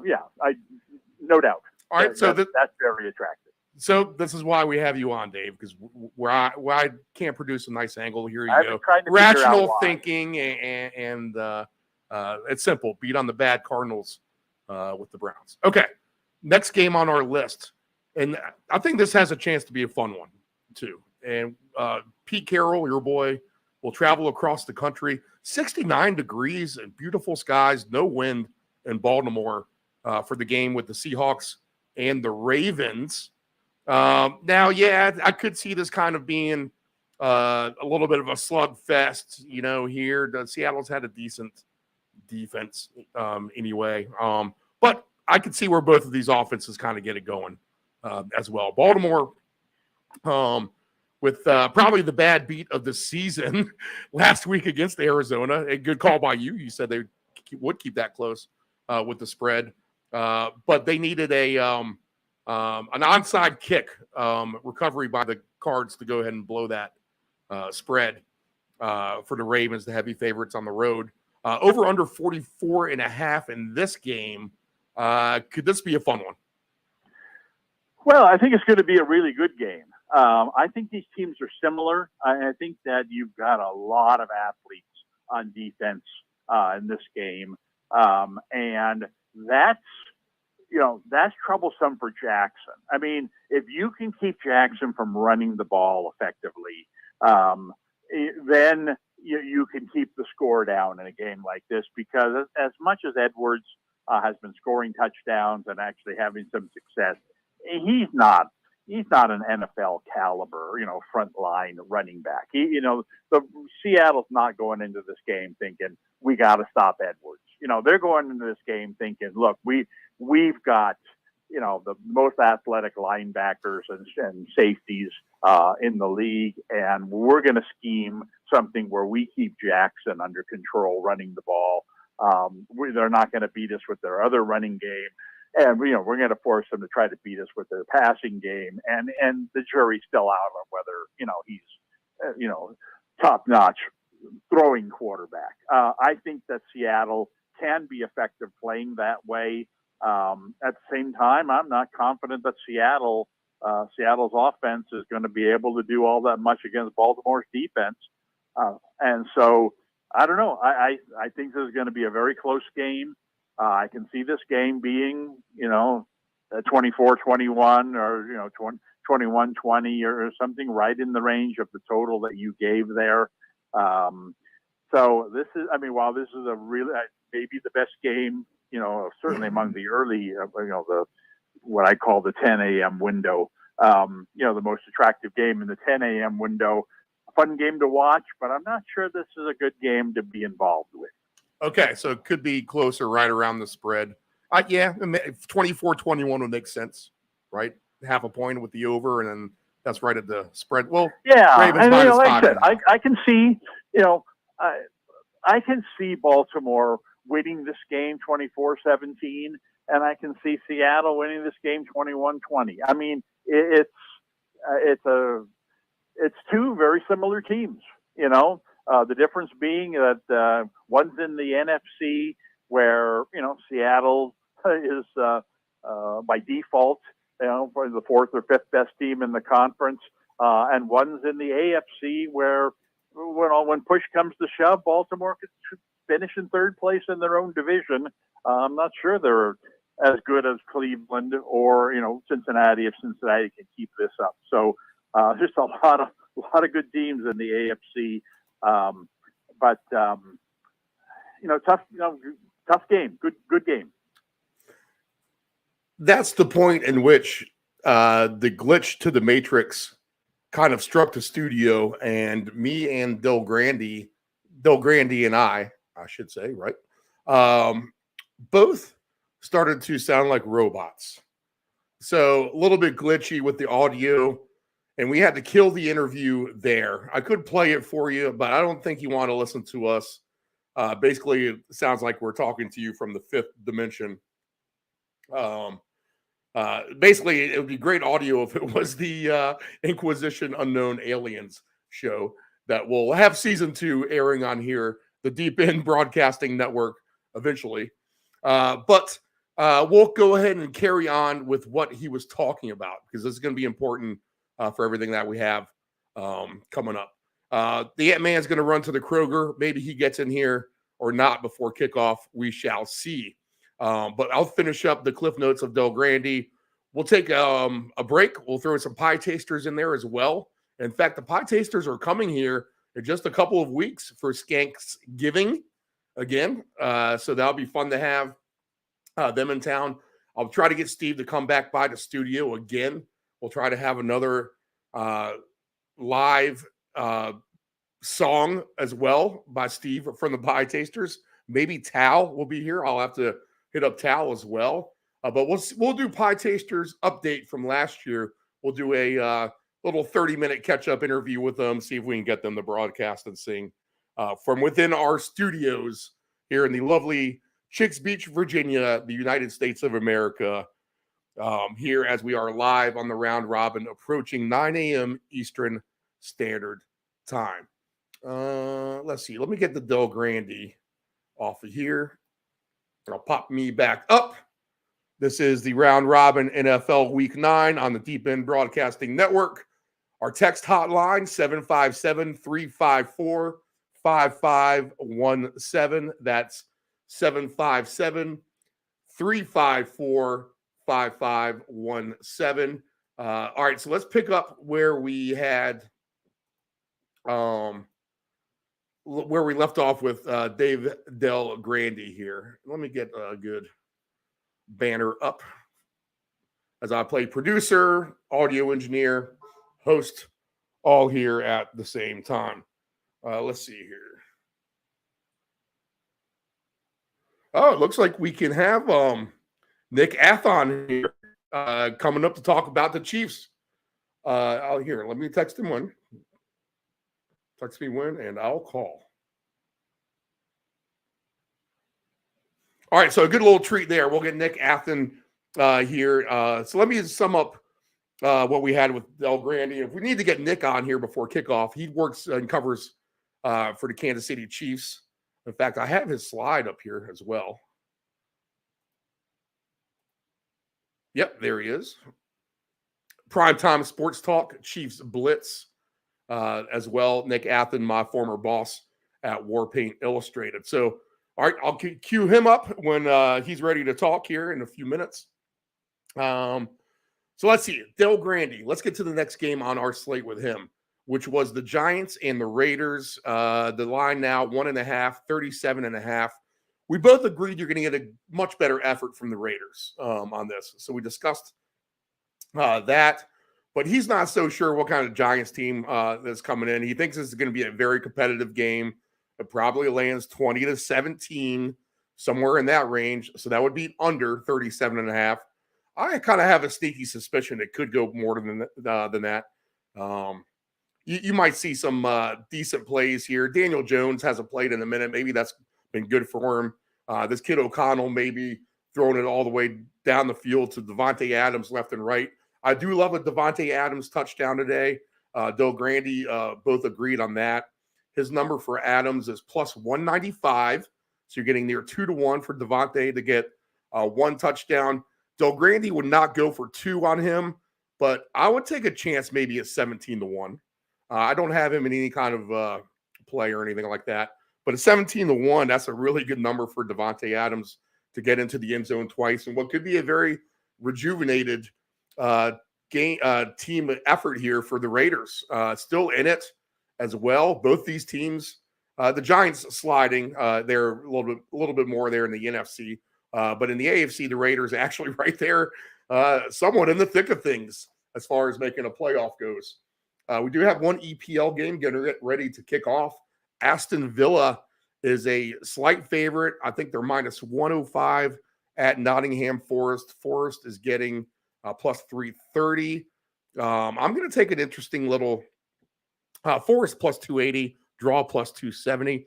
I'm going to take an interesting little prop, I think, with Aston Villa. I'm getting 7.5 to 1 odds for them to win by 3 goals, which they're fully capable of doing. It's not raining out. It looks like a nice, calm day in the UK, and the Aston Villa team is on fire. Second best record in the EPL behind Man City since last December when they made their managerial move. So if you need some EPL action, take Aston Villa and don't be afraid to move the line here. Nottingham Forest, not a good team at all, as they're one of those who are flirting with relegation at the bottom of the table. I'm going to pair that with the game we have coming up. I'm going to take the Dolphins. I'm going to take them basically because everyone has the Chiefs. And I'm going to go with Aston Villa and a Miami Dolphins, kind of an alt line, really small risk here, like $5 will win you close to $450 if you take Aston Villa to win by 3 and the Dolphins to win by a couple of touchdowns. I just don't buy in Kansas City. I just really don't. I think Kelsey and the guys could have a good effort on offense still today, but I think Miami just is going to outsling them, to be honest with you. I think this is a Tyreek Hill revenge game. I would look at his props as well. He's paying really, he could hit the 150 mark, honestly. And I think Kelsey can score as well. But I think Tyreek can too. And let's see here. I'm getting all kinds of questions here this morning. Great. So I would lean with Dolphins stuff for sure. All right. So I'm going to make that official. Dolphins on the alt line. Aston Villa laying 12.5 with Miami, and I'll lay 2.5 goals with Aston Villa, and that $5 will pay close to $475. All right, so we'll just take a little lottery ticket risk on that. Everyone's on the Chiefs. I haven't heard one person take Miami all week, so go ahead and give me Miami on that note. All right, continuing on with what Del Grande and I discussed. Our next game on the slate after the Raiders game, I think it's just the Chargers, right? That's the only other one we missed. Yep. And then we'll talk about the fun game, and we'll do a fantasy lineup as well. So with the Raiders and the Giants, a close game for him. I like maybe a little bit more of an over. Good effort by both sides. The next game on our list was Chargers and the Jets. It's basically, if you listen to this show religiously, or if you haven't, I'll just tell you now, it's the same story with the Chargers. They just play a good game, decent game, find a way to screw it up in the end. Something weird happens, and it's usually not a good effort outcome for them. So maybe a close game here, 3.5, maybe too much. That's probably right around the number of 39.5. The one prop that we do like is Austin Eckler with that one. All right, so let me queue up Nick Athen. I'll give him a call here. Stand by, everybody. Half a second here while we get to do some production work. I'll play Mr. Producer. See, we have what's called a hybrid, which plugs straight into the mixing board. And it allows us to use a land telephone line, which emulates an elevator. So the analog and digital do not mix together. But the sound is supposed to come out clean through the headphones and the mic. So we'll get Nick here. I'll cue him up. I think.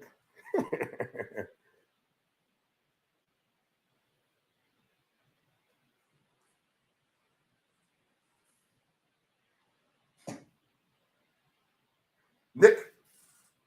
All right, let me plug you in, man. Hold on. We are actually live on the air. All right, Sam.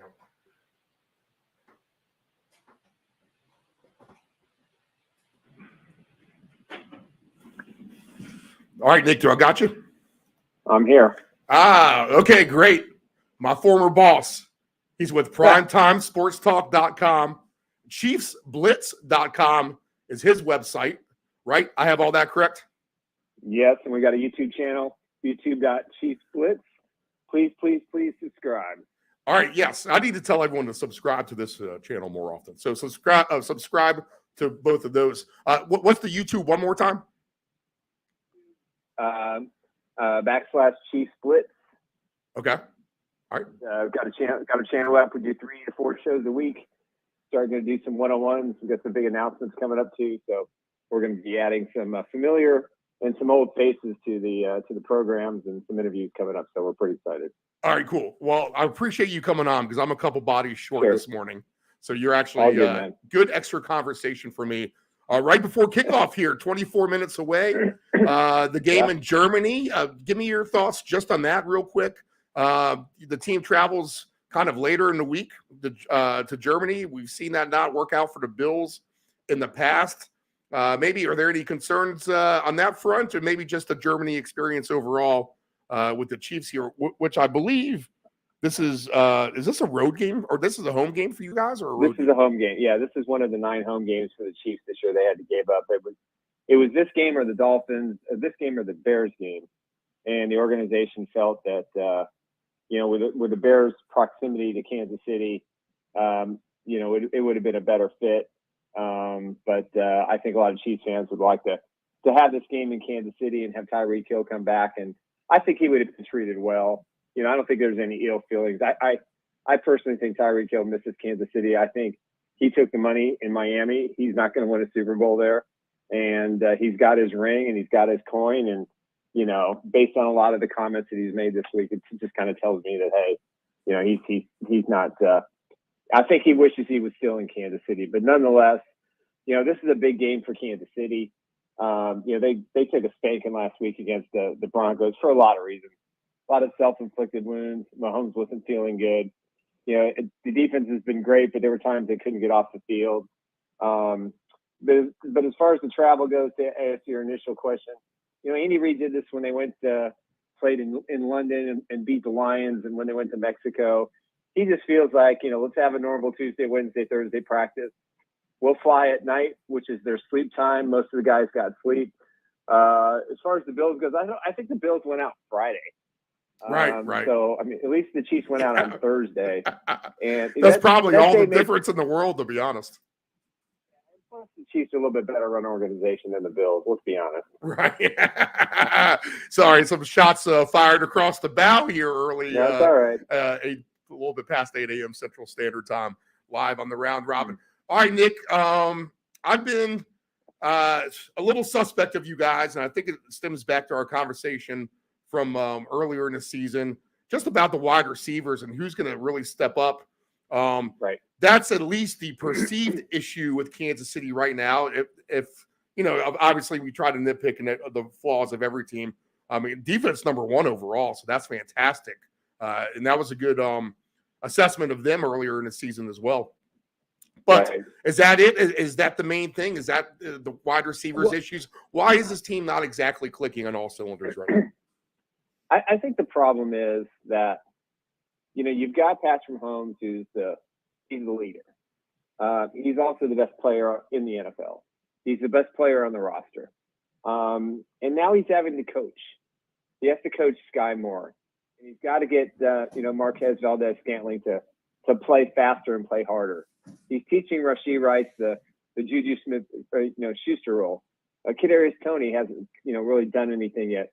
Now McCole Hardman's back, and Justin Watson, who might be their best overall receiver, next to Rice, is the guy that he suddenly become that deep threat. And so I think what's happened is the Chiefs, up until what we probably will see today, which is a much more efficient offense, they've really kind of been in preseason mode. The talent level across the field hasn't been the best. The Chargers might have been the exception. But the Broncos defense they just played well for 2 games. They just shut Kansas City down. So I think Andy Reid is kind of like, we got to teach these guys. We got to be in a process here. We're going to take our lumps, but the bottom line is we need this team for the Dolphins game and the rest of the season And so I think it'll be a little bit different today. I mean, a lot of drops, a lot of miscommunication. The tackles haven't played great the last couple of games, which has been part of the problem. But, you know, when Mahomes enters a game with a chip on his shoulder like he does today, wanting to watch the taste of that Broncos loss, and, you know, you put all these things together, and they're going to figure it out. You know, everybody's now saying they're the 6th or 7th best team, and now everybody's on the Ravens, and the Ravens haven't really played a lot of people either, you know, and the Bengals are back. Well, the Bengals aren't even in the playoff picture. So, I mean, the Chiefs are still the team to beat. They know that. Everybody else knows it, but a lot of people are just in denial of the inevitability that the AFC title game is going to be in Kansas City again this year. So, you know, to answer your question about all that, the weakness is they just need to focus. They just need to catch the balls. Mahomes has to trust the guys. And when those three things click, nobody's going to stop this offense. What is the atmosphere like that out there in Kansas City with the fans? Are there some people kind of drawing back a little bit, or is there any criticism out there? Is it still confidence level high? I mean, are some people jumping to DEFCON 2? I guess you have a little bit of both of extremes. I mean, just in society as a whole, that's the way things operate. Yeah. But what's the pulse of the fan base out there? Well, I think the pulse is, I mean, they're blaming Sky Moore, which is inexcusable. You know, he's a second-year receiver. You know, you look at his college tape, nobody ran better routes. Nobody had better hands. Nobody had more separation. You look at this year with Rasheed Rice, same kind of receiver. College tape, the best of the best coming out in the class. Now, that doesn't mean they're going to be, you know, all-pro, Hall of Fame wide receivers at the NFL level. But, you know, Sky Moore works hard. He spent the entire offseason with Patrick. It's just a lack of confidence right now. And the same with Kadarius Toney. They just don't have the confidence that they had at times last year. But, you know, Sky Moore made a pretty big play in the Super Bowl, and Kadarius Toney made 2 really big plays in the Super Bowl. And if that's their contribution, I'm good with it. But I think the fans are they're looking to blame somebody. You know, Clyde Edwards-Helaire, who didn't suit up today, he didn't even make the trip. Probably the last time we're going to see him in a Chiefs uniform was last weekend. And you just look at this team and you go, they're going to figure it out. But the fans are realistic. Oh no! Now, if the Chiefs get, you know, subbed today by the Dolphins in a blowout, you know, then I think the narrative changes a bit. And then Andy Reid has got a lot of work to do in the bye week leading up to their next game's at home against the Philadelphia Eagles on Monday Night Football. Yeah, big game. Wow. Yeah. Yeah, and the schedule gets a lot tougher. They got Buffalo and Cincinnati. Granted, they're at home, you know, but they've got to go to New England. They've got to go to the Raiders, which, you know, is what they're at that point. You know, so yeah, they'll win in New England. You never know. I mean, Bill Belichick's still a great defensive mind. He's a terrible head coach. You know, they got to go to the Packers, which shouldn't be that difficult. But nonetheless, this is like this game on. This is where they earn that number 1 seed, or they fall to number 2. So it's all on them. I've said this all along, and I think the fans think the same thing. The only team that's going to beat the Chiefs are the Chiefs themselves. And the 2 losses beat themselves with mistakes. You know, 5 turnovers last week in the opener, you know, 5 drops. If one of those passes isn't a drop, the Chiefs win the opener. If the Chiefs don't, you know, if McCole Hardman doesn't fumble the punt return, I guarantee you Patrick Mahomes would have scored on that drive. So, you know, little things, stupid things, lack of focus. And get it. We're not stupid. You know, we're not coaches. We don't know all this stuff and what goes on inside. At the end of the day, the Chiefs are the team that everybody's trying to become and try to be. And we'll find out how good they are, and we'll find out how good the Dolphins are. Because if the Dolphins lose this game, you know, then they're 0-3 against a good team. Right. And they're 0-3 on the road. And that's big. And every one of the games, their offense has shown up at all. And you guys do have the number 1 defense.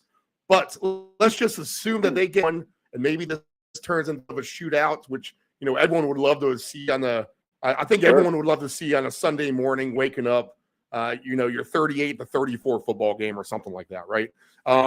So a lot of this will be the one kind of wagering question I'll ask you. A lot of the receivers that you mentioned like Scantling, Sky Moore, all their receiving numbers are in the mid-teens for receiving yards today. So really, it just takes by the. I mean, is this the day, Nick, that these guys all kind of get it to going? And Mahomes, I mean, the Dolphins' defense is the greatest thing on the planet either. So basically, you think that Mahomes is going to sling this thing for a yard? Well, I don't know if it's going to be slinging. I don't know if it's going to be slinging, but the Dolphins have a pretty good secondary now. That they got some injured guys back. Jalen Ramsey's back. Javon Holland, is back. Xavier Howard is one of my favorite, cornerbacks in the NFL. They got some players on defense that can make plays, but can they shut Kansas City down? Can they do what the Broncos did twice? I'm not so sure they have the talent to do that or the discipline. Where Dolphins have been beat defensively is just their lack of discipline, and that's a big deal. I think offensively they're one of the better teams, but Tua can be had. You just collapse the pocket like you can do any quarterback. But he for the most part, 75 to 80% of his snaps, when he takes the ball back, he's looking at the receiver and where he's going to go. So if you don't allow him any kind of progression time, you can win. But for Mahomes, he's going to have to.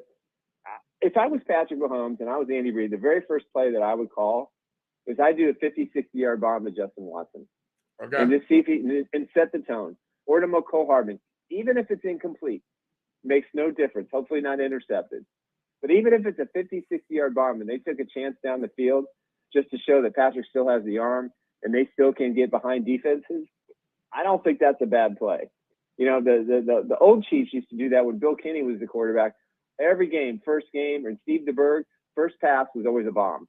They took their chances on a 50-50 play. So, I think they have to extend the defense a little bit. They have to show that, get the linebackers away from the line of scrimmage, get the linebackers uncomfortable. If the receivers are catching the football, the Chiefs will win easily. If the Chiefs make mistakes and these guys still are having problems acclimating themselves to the offense or understanding what to do when Patrick Mahomes is freelancing out there, they're gonna continue to struggle. But I think this is the game they put it together. Okay. Defensively, obviously, I mean, the goal of every defense is get to the quarterback. Let's make him feel pressure, and it really all stems from there.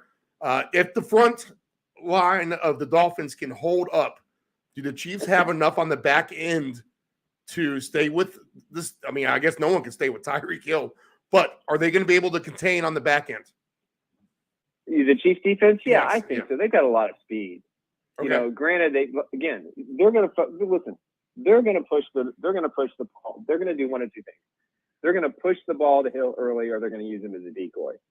Me personally, if I was the head coach, I'd use him as a decoy, and then I'd strike with him later. Right. That's just me. But listen, he's going to want to get 200 yards against his old team. He's going to want to show Kansas City that Tua is a better quarterback. Tyreek Hill can run under any mistake. He can catch up to any ball.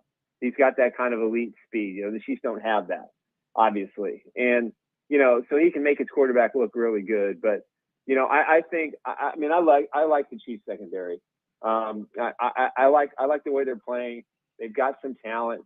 Brian Cook is young. Joshua Williams, Jalen Watson has struggled a little bit this year, more so than they have, but they got Trent McDuffie and they got L'Jarius Sneed. So I think those two guys can shut it down. And Justin Reed's probably having his best year of his career so far. And then Mike Edwards, who they picked up as a free agent from Tampa Bay, their safety, is very guy. He knows how to read the eyes of quarterbacks. So can the Chiefs win if the Dolphins score 40 points? Probably not. If the Chiefs can score 30, 35, 32, I think they can hold the Dolphins down. But again, I think all the pressure is on the Dolphins. I think the Chiefs know exactly what they're in for. They're prepared to play. And I haven't even once mentioned Travis Kelce in this conversation. Right. They still have him. And, the Broncos did a really good job of bracketing him with three guys. and Patrick did a terrible job of not looking elsewhere. And that they won't make that mistake today. Let me ask you that. All right, let me get the pulse on that. That's the obvious. You got the boots on the ground with that one. We've rarely talked about Kelsey and Swift. We just don't go that way. We don't care about that angle. But is that frustrating to some people out there that that's a potential distraction? Or is everyone basically embracing it? Oh, it's all fun. Whoop-de-doo, let's dance around. This is great. No, I mean, the Swiftie universe loves it because she's finally with somebody who's a decent guy and a good person, comes from a good family. Clearly they're in love with each other. I mean, clearly they're happy. They're unfortunately having a relationship in the public eye, but they take their private time. I mean, she sneaks away constantly, comes to Kansas City. She's about to go on, go back on her world tour, and she's going to be pretty much most of November gone and back in December and out January, and she finishes her Tokyo gig the day before the Super Bowl. So I'm assuming if the Chiefs are in Las Vegas, which I expect them to be, she will definitely be there, along with yours truly, because that's not a place I'm going to miss. Vegas, Super Bowl, Chiefs, it's just too good of a combination. But I think for some people, it's a distraction because they're just trying to create another narrative that the Chiefs are vulnerable. Listen, anybody who knows Travis Kelce, and I'm not sitting here and say that I know him, but I know people who are close to him, and it's like the guy is focused on one thing. Business is business. I got you. Business is business. He wants a Super Bowl. Okay. He respects her career. He may travel to, I don't know if it's Brazil or wherever it is, for the first part of her concert this week because because of the bye week. And I'm assuming the Chiefs will let him do that. Travis generally takes pretty good care of himself. But he's a veteran. He's proven himself. He's basically, said to everybody, hey, been there, done that. I know what I need to do. He still helps every player on that roster. He works with the wide receivers probably more than the wide receivers coach does. Yeah, he's not a top 5 fantasy player. No one's ever going to argue. He's probably maybe the number one consistent right now, to be honest. We take McCaffrey and Tyreek Hill is up there too. But all right, are you a Swiftie, Nick? Let me ask you that. I'm not. I don't know enough about Taylor Swift. I mean, honestly, when this all started, I kind of joked and I said, well, I couldn't name one song of hers. And then, you start hearing all these people playing music. And I've heard that song before. Yeah, right. Listen, here's what I think. I mean, you took a shot, and it worked. You can blame him. When I met my wife, she was completely out of my league. Everybody said I had absolutely no chance. And I said, well, what do I got to lose? 10 years of marital bliss, and you just never know. And I think most people feel good about it. They're happy for him. I think the Chiefs community has embraced her, and she has intertwined herself in the community. I mean, she donated we have a harvester fund, which feeds, underprivileged families. She donated dollars to this charity that Travis is involved in. I'm sorry. You kind of glitched out for a second. Did you put a number on how much dollars or unknown? I think it was close to $3 million. Oh, wow. Okay. And, I could be wrong. Maybe it's 300,000. I don't know. But anyway, right. This was like right after the Bears game. Mm-hmm. That's a lot of money. That's a lot of money. That's impressive. Yeah. That gives you faith in humanity, to be honest. Who knows? Maybe he just bought a $6 million house in a nice neighborhood, security gated. He wouldn't have done that if this isn't serious, and he wouldn't have done it if she wasn't going to spend time there. And, she gets it. She knows his career is important, and he gets it that her career is important to her. And, their team committed to make it work. The families like each other. Obviously, Brittany Mahomes and Patrick like her, and that's big because that's Travis's, those are his peeps. So, listen, more power to him. I don't think she's going to be at the game today. She was out partying in New York last night with Brittany, so I don't think she's going to be there either. Right. So this is a true business trip for the Chiefs and fun time for the girls, I guess. Okay. Put a number on the score today. What do you got? I got Chiefs 31. I've got the Dolphins 23. All right, so that would be a higher scoring game. Chiefs take it out by 8 points. Okay, Sounds good, Nick. Are you going to the Eagles game? More than likely, yes. More than likely. Okay. Man, I appreciate the time on a Sunday morning. 5 minutes until kickoff. Good insight on the Chiefs today. And it should be a fun game. Enjoy it, man. I'll catch up with you here during the bye week, okay? Okay, you got it, buddy. Thank you. Yep. All right. Nick Afton from primetimesportstalk.com and the ChiefsBlitz.com. Man, fantastic stuff. Good to have him on as well. All right, I'm going to take a break in a second. Let me finish up with my Del Grande stuff, and then it sounds like we have the Ant-Man coming in studio as well. So we had Chargers and the Jets. We left off with that. Eckler for a touchdown, maybe two. 105 is his number, minus 105 for a score. I like Breece Hall as well in this game myself. We'll talk a little bit more about that when I get the Ant-Man here in studio and see what he thinks with that. The one fun game, and I guessed it right. Dave Del Grande says, I'm learning very, very nicely. I'm starting to know all his nuances. He said he had a very, if you're listening to the interview earlier, we teased that he would have a fantastic prop for today. And that involves the one sneaky game that we could see being a real fun shootout. Maybe you look at it on paper, you're like, what? What is this? But we're going to take a look at the Colts and the Panthers. That game is in Charlotte, minus 2.5 for the Colts.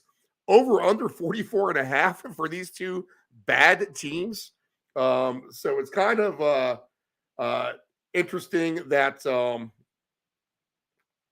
let's see here. Okay. So it's kind of interesting that let's see here. Losing my train of thought as everyone's blowing me up. Oh, yeah. It's kind of interesting that both of these bad teams are such high-scoring teams, or at least the Colts are, right? So the Colts have been a huge over. They've had two of the higher-scoring games of the season here in the last couple of weeks. The Panthers coming in and what this could be their turning point. Now, the Panthers have handed their play calling over. They've had a new offensive coordinator. They look a little bit more crisp on offense here these last few weeks.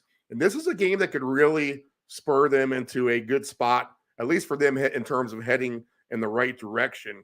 So they're catching 2.5 points at home. This could be a little bit of a tougher game. Carolina has a little bit better defense. But the Colts just play in these weird, wacky over games.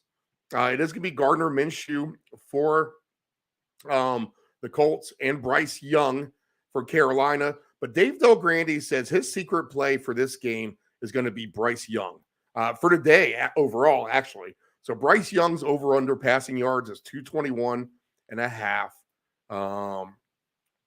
Let's see. His alternate passing yards today is plus two for 275 yards. Plus he's getting plus 360. Maybe not quite the 300 yards at plus 640, but we expect a good day from Bryce Young today. The number one draft pick overall for Carolina. New play caller. They seem to have things going in a little bit better direction here. They're putting a little bit better product on the field. Now, I've been killing Young all year, saying Andy Dalton should be the quarterback. But Young starting to slowly win me over. And I'm just going to trust Carolina can have a good day at home today and win this game. The Colts, overall, they have issues in the secondary as well today. So Carolina in what could be a higher scoring game. Much to our dismay early, we have Aston Villa 0 and Nottingham Forest 1. So the sneaky play for today is Bryce Young. His passing yards is good. His, his touchdowns is good as well. 3 touchdowns for Bryce Young today is at plus 630. So I'm going to take a shot on that. Along with all that is Adam Thielen. 67.5 is his over-under for his receiving yards. He's had a great year.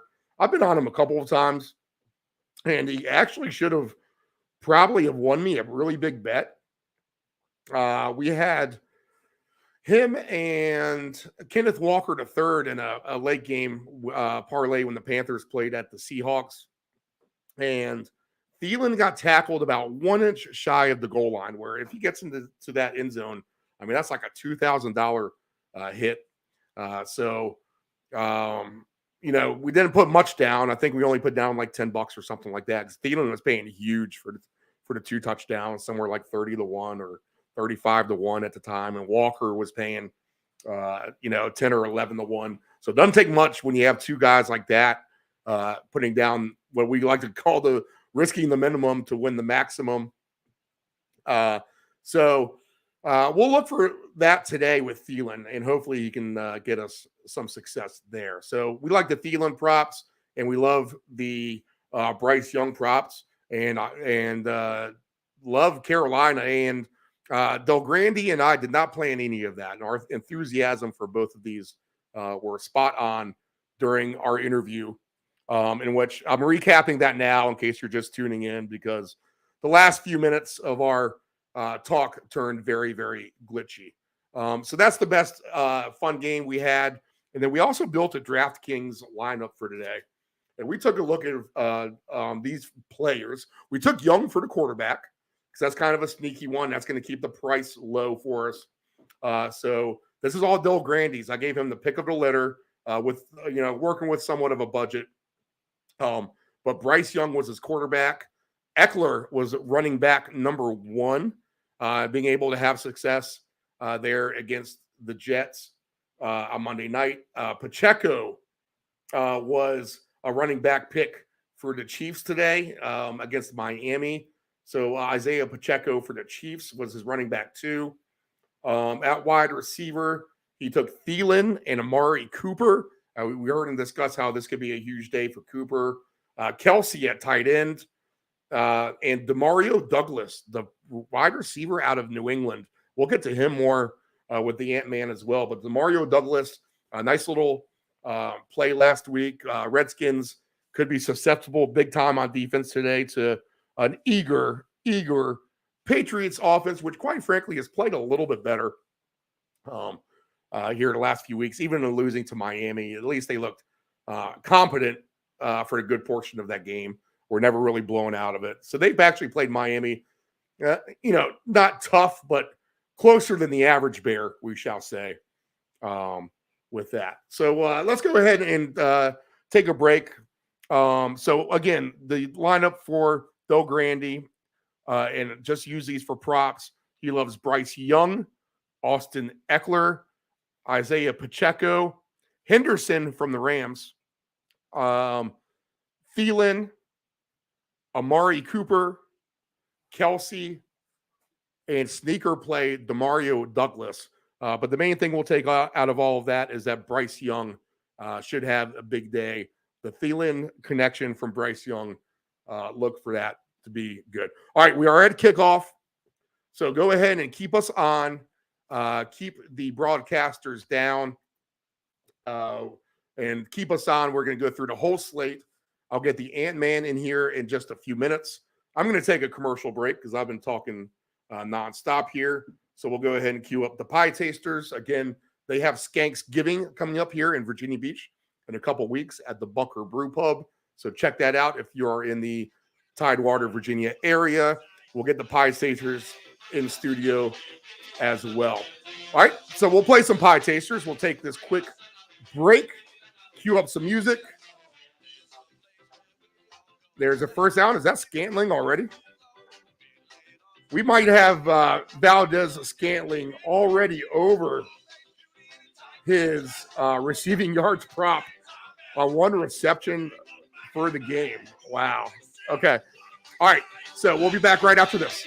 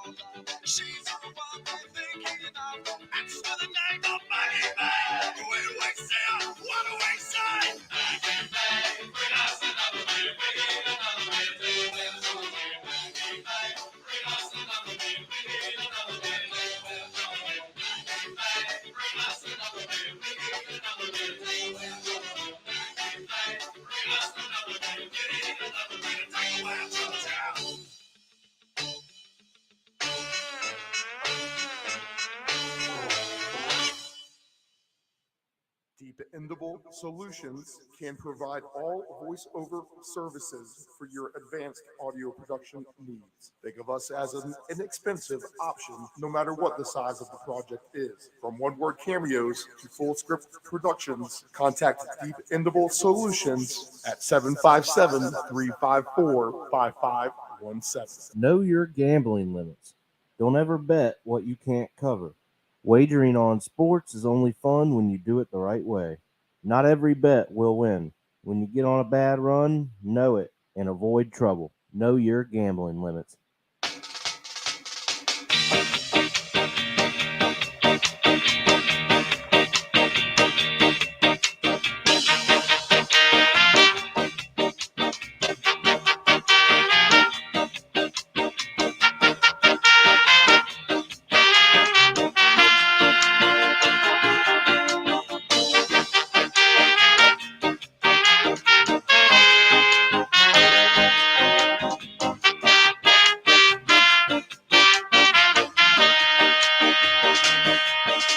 You said it was a waste of time.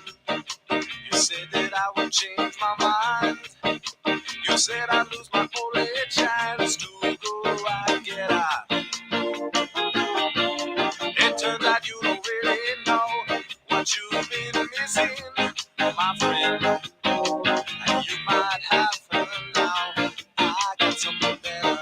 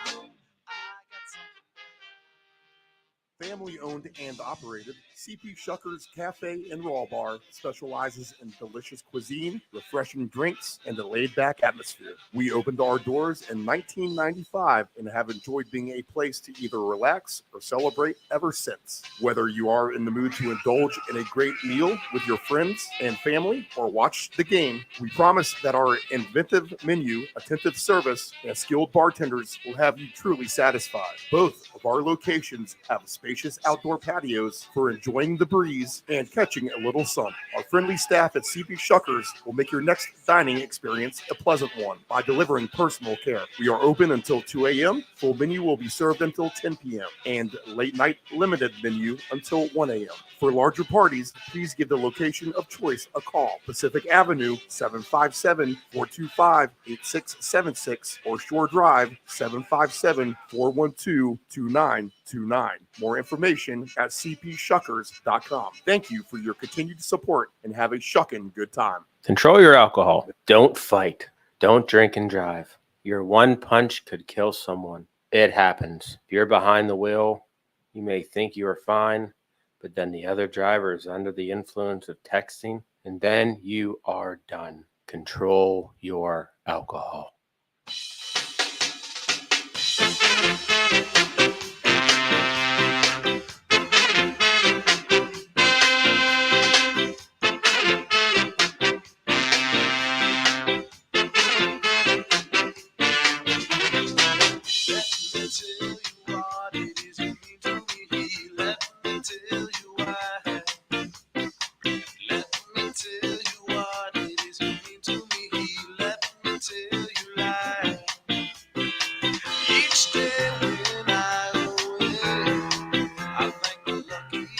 Well, that didn't take long for Kansas City. They are on the board 7-0. Rice with the touchdown. As Mahomes and company go right up and down the field, Valdez-Scantling already over his receiving prop. Sky Moore over halfway to his. In fact, I think he's a little bit more. He might even have it now. He had 2 receptions. I think he must be over. So Kansas City 7, Miami 0. Let's see how the Dolphins respond as they take over right now. All right, so we'll keep you up to date on that. Let's go through a survivor list for today.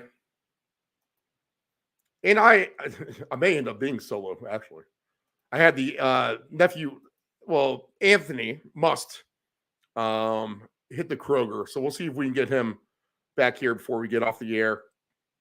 If not, just sit back and enjoy the game. We're already at 9:43 a.m. Eastern Standard Time. So we were doing pretty good on our show that I was going to say might be the shortest of the year. We still haven't done the slate of games. So Survivor Pool, let's do a look at that. And I do have one question we'll get to in a minute. If you have any questions or comments, hit it, anything on the social media. I should see them. If you comment under the video that you see, wherever you are watching us on Twitter or X or the YouTube channel, on Facebook, wherever you may be getting the show. Deep End 757 is the website. You can always drop us a text, 757-354-5517, and that number is right there on the banner. The one question I got, I'll say it before we go to Survivor. This is from Coach in Charlotte. What is the better game today? More entertaining? Is it going to be this first one or the night game? So Dolphins, Chiefs, Bills, and Bengals. And he's looking for explosiveness in terms of points. And I think, Coach, that both of these are right on par with each other, to be honest. I'm expecting a higher scoring game in this one, and I kind of expect a higher scoring game tonight. So I think if you wanted to do a double over your fair game for that, to be honest, I think college football gave you what you wanted yesterday. They gave you a lot of points and a lot of fun games to root for back and forth, and we could even see that today here in the NFL, particularly with all the heavyweights that are playing. So we'll pay attention to that. Okay, Survivor Pool. Let's go down the list. Green Bay and the Rams, no survivor there. Tampa Bay and Houston, no survivor there. Washington and New England, no survivor there. There's a chance with the Saints today, and they are my survivor pick at home against the Bears. That spread now up to 9.5 for the Saints, 41.5. So the Saints at survivor with home. They're in the New Orleans. I don't know the name of any of these stadiums anymore. It's still the Superdome, right? probably sponsored by somebody. But the Superdome with the Saints fans loud, it's just going to be a tough spot for Bagnett and company and the Bears. I could see the Saints in the blowout here. So I'm going to take the Saints and use them for Survivor as we play in our second chance league, which is still 75% full to the those who reinvested here 3 weeks ago. Minnesota and Atlanta. I think some people might want to use Atlanta on Survivor. I'm not going to do that. Cardinals and Browns. The Browns are a great spot for Survivor if you haven't used them. Maybe I should take them, to be honest. But everyone's going to be on that. Seattle and the Ravens. The Ravens now up to 6.5-point favorites, 44.5. Wow. Colts are a favorite on the road at Carolina. Philly and Dallas, no Survivor. Raiders, Giants, no Survivor. Bills, Bengals, no Survivor. And then the Chargers and the Jets, probably no Survivor. So your best candidates are going to be Cleveland for sure. Everyone's going to be on that one. That's the thing. And the Saints and the Bears. I'm going to take just the one. I would take Cleveland, but everyone else is going to be on it. I'd rather just take a shot with the Saints in case something crazy does happen up there in Arizona. So, or in Cleveland with Arizona. Maybe Deshaun Watson has a couple of picks, turnovers, whatever the case may be, to swing things into the direction of the team that you will not think that wins to actually win the game. Trust me, it's happened plenty of times before.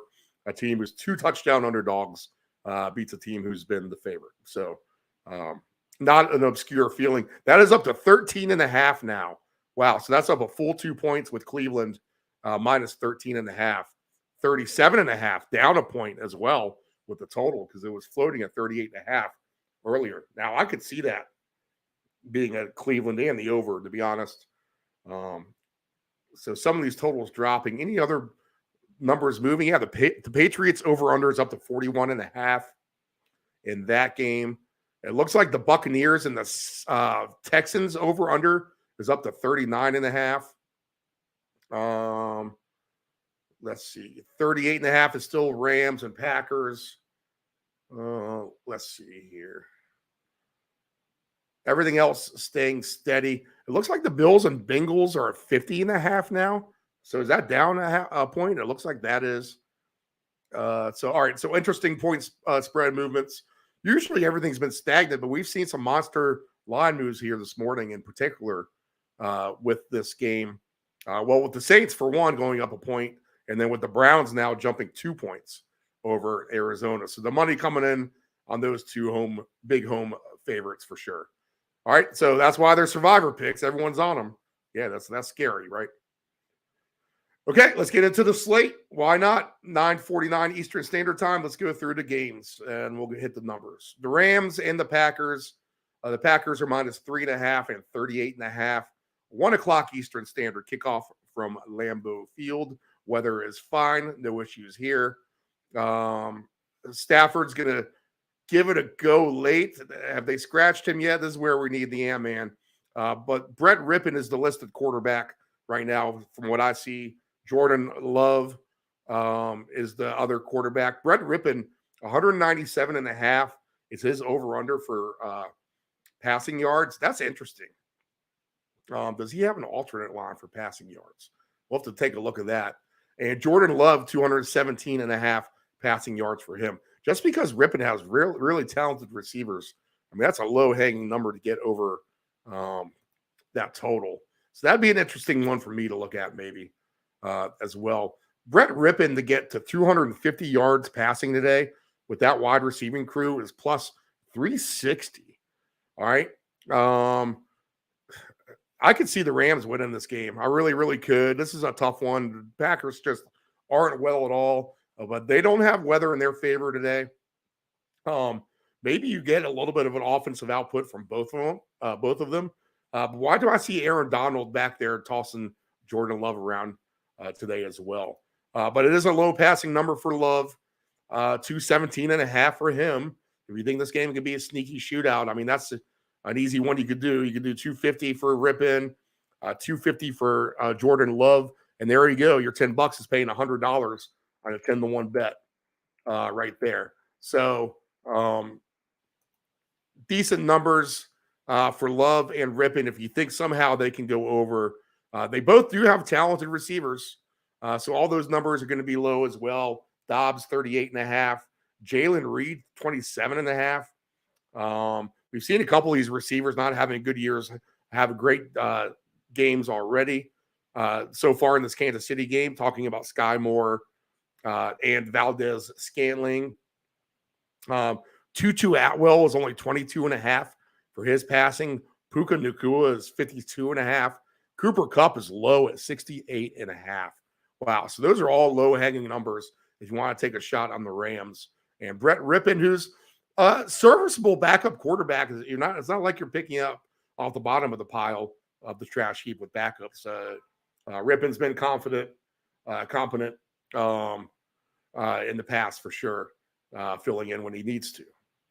All right, so maybe the Rams on the upset, and you got some low numbers there in terms of all the receivers and the quarterbacks and their passing attacks today. Anytime touchdowns, let's look at two of those. Let's go through the list of twos because you're going to get some interesting ones. Tutu Atwell is 60-1. Puka Nacua is 28-1. Cooper Kupp 17-1. All those guys are fair game for this game in Green Bay. Aaron Jones plus 750. AJ Dillon 12-1. Darrell Henderson 14-1. Christian Watson 19-1. Romeo Dobbs 24-1 there. As far as just one touchdown, Atwell's been good. He didn't cash last week, but 5-1 the week. This week, Nacua is plus 290. You could definitely see him in there. Wow. All right, so we'll have to take a look at some of these with the Rams and the Packers. That could just be one of those sneaky games that turns out to be a fun game. All these games really could. This over-under is up a little bit. Buccaneers and Houston, minus 2.5 for Houston. Over-under is 39.5. Chiefs have the ball again, so Miami does nothing with it on their first possession of the game. 7-0 Kansas City. All right, so Houston minus 2.5, over under 39.5 in this game in Houston today. This has been a tough one for me. I think, like I said, I said this earlier, the loser of this one probably reverts back to being a bad team, where both of these teams have had a nice season. Tampa, quite frankly, we're both really on both of these teams to be better than the average, than what the general thoughts of them were. And they both, in that regard, get a B. I won't give them a B plus or a B minus for a grade, but I'll give them both a solid B, as both of these bad teams are just a little bit better than expected. Someone told me they loved the Mike Evans receiving prop today. So I'll start with that one, where Evans beat me down a few weeks ago on a night game, and a little bit of a maligned Houston secondary, but Houston does rank 5th in defense. Tampa Bay 6th. So keep that in mind. We went over that stat earlier. Two good defensive-minded teams. You got to get paid. You got to get a lot of yards for Evans to get a good number. I'm not so sure I'm on that today. Plus 370 for 100 yards. I just can't do it. I think this might be a pass for me. I mean, this is where I need the input of someone like Anthony or Nephew Dave. They might have better plays or better thoughts on this. CJ Stroud over under passing yards is 238.5. Baker Mayfield's 236.5. All right. So I feel like those numbers are probably right about where they should be. I just can't get too excited about this one with Tampa Bay and Houston. So we'll go ahead and pass by this. We'll do the touchdown scores just so you have an idea what we got. Who's paying good for one? We'll take a look at that. CJ Stroud, the one to run one in, which he could be scrambling against that defense, is 7-1. Cade Otton 5-1. He just hasn't done anything. Trey Palmer plus 440. Tank Dell plus 290. Anthony loves that one, potentially. Plus 400 for Noah Brown. Dalton Schultz plus 230. Godwin is plus 220. He's got off the snide. He actually may be a good one since he's kind of started to show up here, at least in the game at Buffalo 10 days ago. So maybe Godwin at plus 220 would be my lean for a score. But I expect this to be a close game and a field goal game at the end of the day. 23-20 wouldn't shock me. 2017 wouldn't shock me either. So I'm just going to kind of leave that there on my end. Okay, Miami does get the ball back. They force a punt. So let's see if the cheetah can get loose here for the Dolphins. All right, next game on the board is Washington and New England. All right, do I need to give a state of the union of the Patriots, which I tend to do? I don't know if I have much to say. I mean, anything I say is adding on to the pile at this point. Predictably a bad team from the get-go, and that they are right now. They have not done anything to exceed expectations at all. Maybe playing a little bit better lately. Sometimes they play okay. But overall, their performance gets literally a D. A solid D and borderline failing, to be honest. But we weren't expecting much from them anyway. So we'll try to nurture them along the NFL season and see if we can scrap out another win or two. And today could be the day, to be honest. The Commanders, after trading some of their players away, and even though they are right there in the midst of contention, and Sam Howell is the second leading passer of the NFL. Do I have that correct? Let me get that. The teams, right? Well, the Commanders have the 12th overall passing attack. If I click on them, let's see. Sam Howell has 2,146 passing yards and 13 touchdowns as we are here in week 9. So you figure 300 yards times 9 is 2,700. The Commanders had a bye. I think they have too, right? So that helps his cause in terms of numbers. So it's a nice season for Hal. So the Patriots defense could be tested a little bit in terms of that. They do have all-star receivers. They're a lot better than receivers. Well, not all-star, but McLaurin is a very good pro. Dotson shows signs at times. The tight end's decent with Logan Thomas. So this, I don't know if this will be easy victory. I could see this being a higher scoring game. The over does say that. Now that it's creeped up from 40.5 to 41.5. I'll take a shot on the Pats and the over, just in the sense that they're due for a good win. And the Commanders just at this spot is just not the best one for them, coming off the exodus of the front of the D there, sending Sweat off to Chicago and Chase Young off to the 49ers. So the Patriots could use a good win at home. It looks like wherever they finish here towards the bottom, they could get a good quarterback with the performance that you saw last night from LSU, USC, and Washington. I mean, you got some good quarterbacks out there coming into this draft. So the Pats, if they settle down there as a bottom 5 team, they'll be fine. They can afford a win today, and they may get it. They may get it, just laying the -2.5. Now, Del Grande loved some DeMario Douglas. 45.5 is his straight number for an over-under today. So Brian Robinson's receiving yards, 7.5. Wow. You got to think he might go over that as well. It looks like we have Jalen Waddle with a nice gain and a first down for the Dolphins.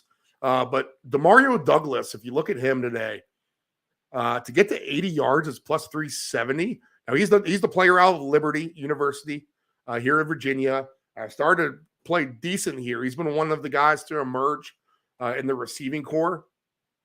So keep an eye out for DeMario Douglas. 90 yards for him is plus 550.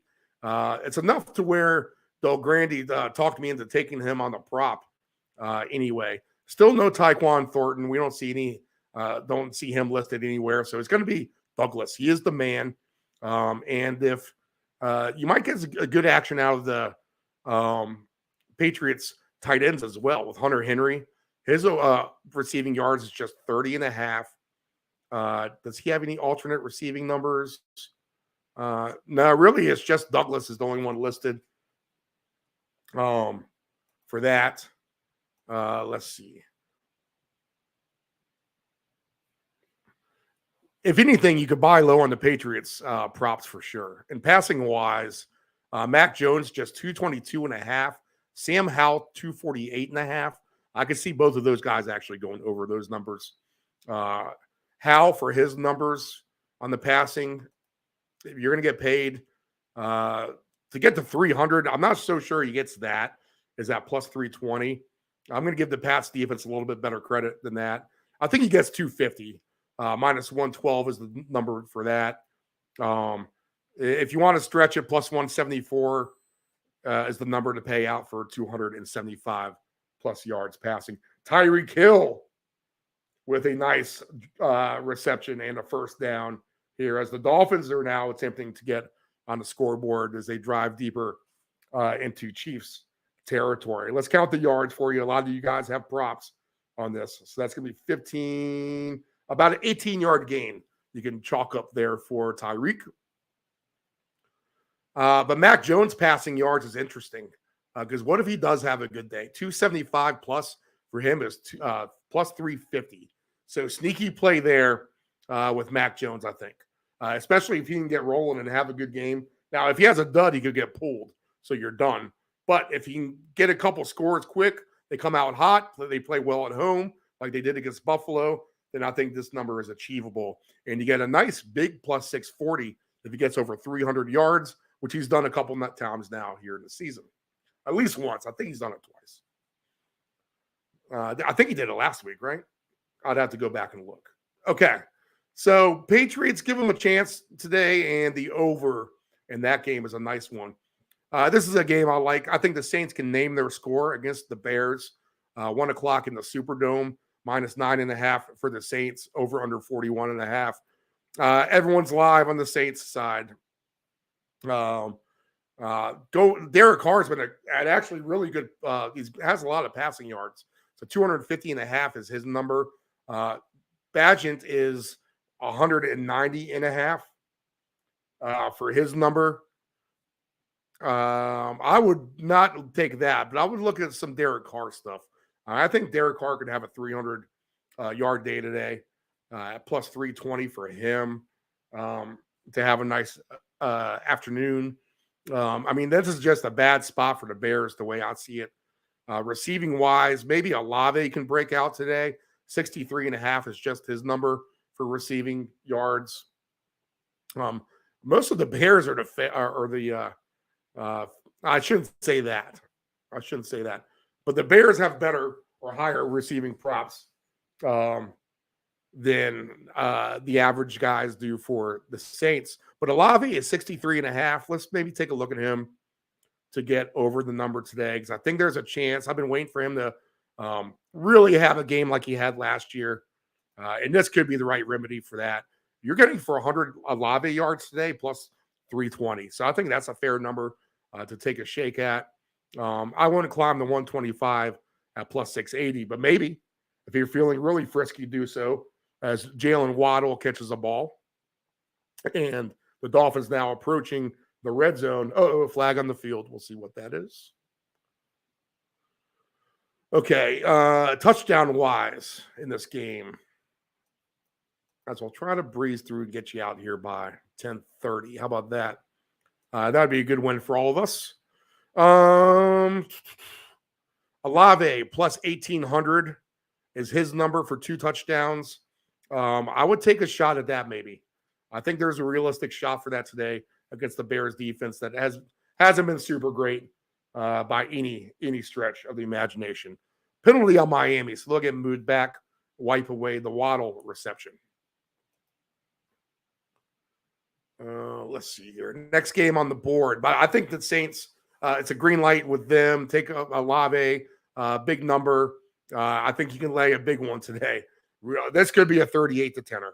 It really, really could be. The Saints are trending in that direction anyway to have some sort of a blowout game. And again, just a bad spot for the Bears. All right, 1 o'clock Eastern, which we have 3 more of those to go. Falcons and the Vikings. Falcons 3.5, over under 37.5. I'm not sure what to think about this. Although I would give Taylor Heineke a chance, maybe at home. Minnesota's missing some pieces on defense as well, and Heineke's not that bad. So Heineke to have like 3 touchdowns today passing is like plus 680. I know that's a big number.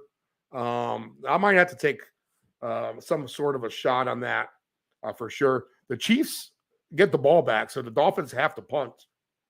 And it will be 7-0. So this game is starting to trend to be a lower scoring game. So if y'all bought that over under right after the Chiefs scored, you have a bad number right now as this game is starting to slow down in those terms. I did not take this over today, just on the fact that this is what Miami does. They play in these big games and they end up being 27-17, and you just don't get to that over. So we'll lay off of that.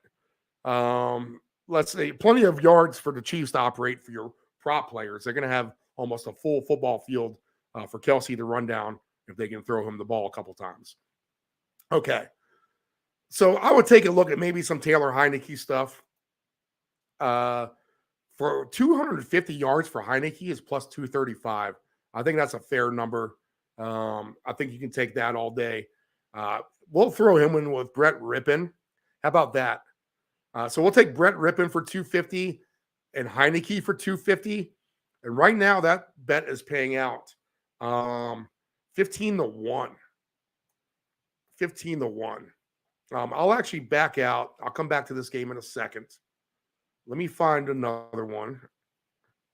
As we liked Mac Jones, right? And we liked Derek Carr. Let's try to get an El Cheapo one going here. And we'll throw Mac Jones. We won't throw the Derek Carr in there quite yet. Maybe I guess we could, right? So Mac Jones passing props. If we throw him in for 275, which I think is sustainable, if these odds will ever load up. Okay, we'll just kind of keep talking as I can click. I can multitask at once. But I would give the Falcons a chance here. Now, I tried to hop on the Bijan train last week, and that didn't do anything for me. So I'm not so sure I want to jump on it this week. I guess if I'm smart, then I do. But a little reluctant for sure. I'll add Heineke. I'll add Mac Jones to this ticket here in a second with Heineke and Rippon. These odds have frozen up on us now, so we can't look at any of them. Good stuff. Let me just back out to the games. I'll just refresh everything as a whole. And to the NFL. All right. Back good, it looks like. All right. So, I think we'll just have to bring the phone up, and you'll just have to deal with me looking at my phone for these odds as we need to get this going in the right direction here. So I don't know. This is just a weird spot. I think that we can get some points though. And listed, are we getting odds here yet? Nah. All right. So let me get on mobily here on the, see, this is what we have to do. This is part of the broadcasting stuff that happens in the studios when things go wrong. The internet slows down. Somehow we don't have proper loading of website screens, et cetera, et cetera, et cetera. Everyone is probably trying to crash the sports book on a Sunday morning here at 10 o'clock as they wake up, rolling around in bed, listening to the show, trying to get their plays in. Yeah, here we go. Better numbers here. So my passers for today, we're going to have Jaron Hall, the BYU quarterback, just 194.5 passing yards for him. So that's a low number as well. Heineke's just 213.5. Again, both of these guys can go over. You're going to have a shot with some of these unknown quarterbacks to get an interesting game. The reason why I say Hall is, even though Atlanta has a decent little defense, we still have some nice wide receivers for Minnesota. They are somewhat deep. It does go beyond Justin Jefferson with Addison and Powell. So a chance, and they still have Hawkinson as well. So a chance to move the ball still for Minnesota today. I'm just going to have to keep looking at these. So 2 touchdowns today. Let's see if we're talking in terms of that.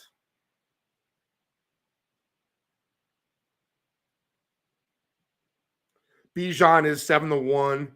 Cam Akers, we saw him show up last week, 27-1 for him, and he could get a screen pass or 2 from Hall. So don't be surprised if Akers turns better from a Hall play. Jordan Addison, 31-1. So a couple of these guys have some big numbers to take a shot with today as well, especially Addison, 31-1. You just need it to click a little bit, and maybe the young buck can have some success, and Minnesota can get a couple scores down there in Atlanta. So it might be priced in. We'll have to take a look at some of that there. Let's see here. Let's see if we have the games coming back here. Our next game on the board would be Cardinals and Browns, 1:00 Eastern. Yeah, so we're having issues loading up on the desktop. We'll have to stay mobile. That's fine for sure.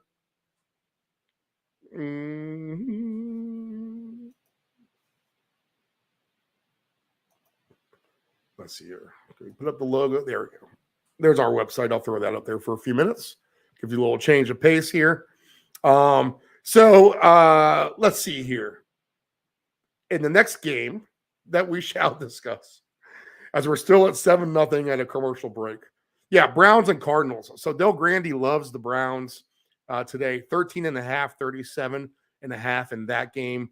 And he makes a lot of sense. It could be a big day for Watson. It could be a big day as well for Amari Cooper. So he's going to sell me on that stuff. Just a bad spot for Arizona. We've said the word bad spot a few times, and what we mean by that is just that it is just not a pretty situation for that team on the road today. Mainly with the Bears and probably now with the Cardinals as well. Chance for that with Washington if they can have some issues on the road against Belichick. A Belichick scheme. Quarterbacks listed are Clayton Tune, over-under is 162.5 passing yards. Deshaun Watson, 201.5 is his passing yards, and that is low. Watson's going to pay big today. So to get to 250 plus is plus 320. Watson for 275 plus is plus 640.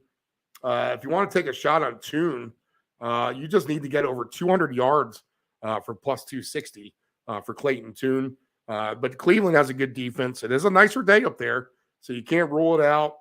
Amari Cooper, he's paying well today too. 56.5 is his over-under for straight receiving yards.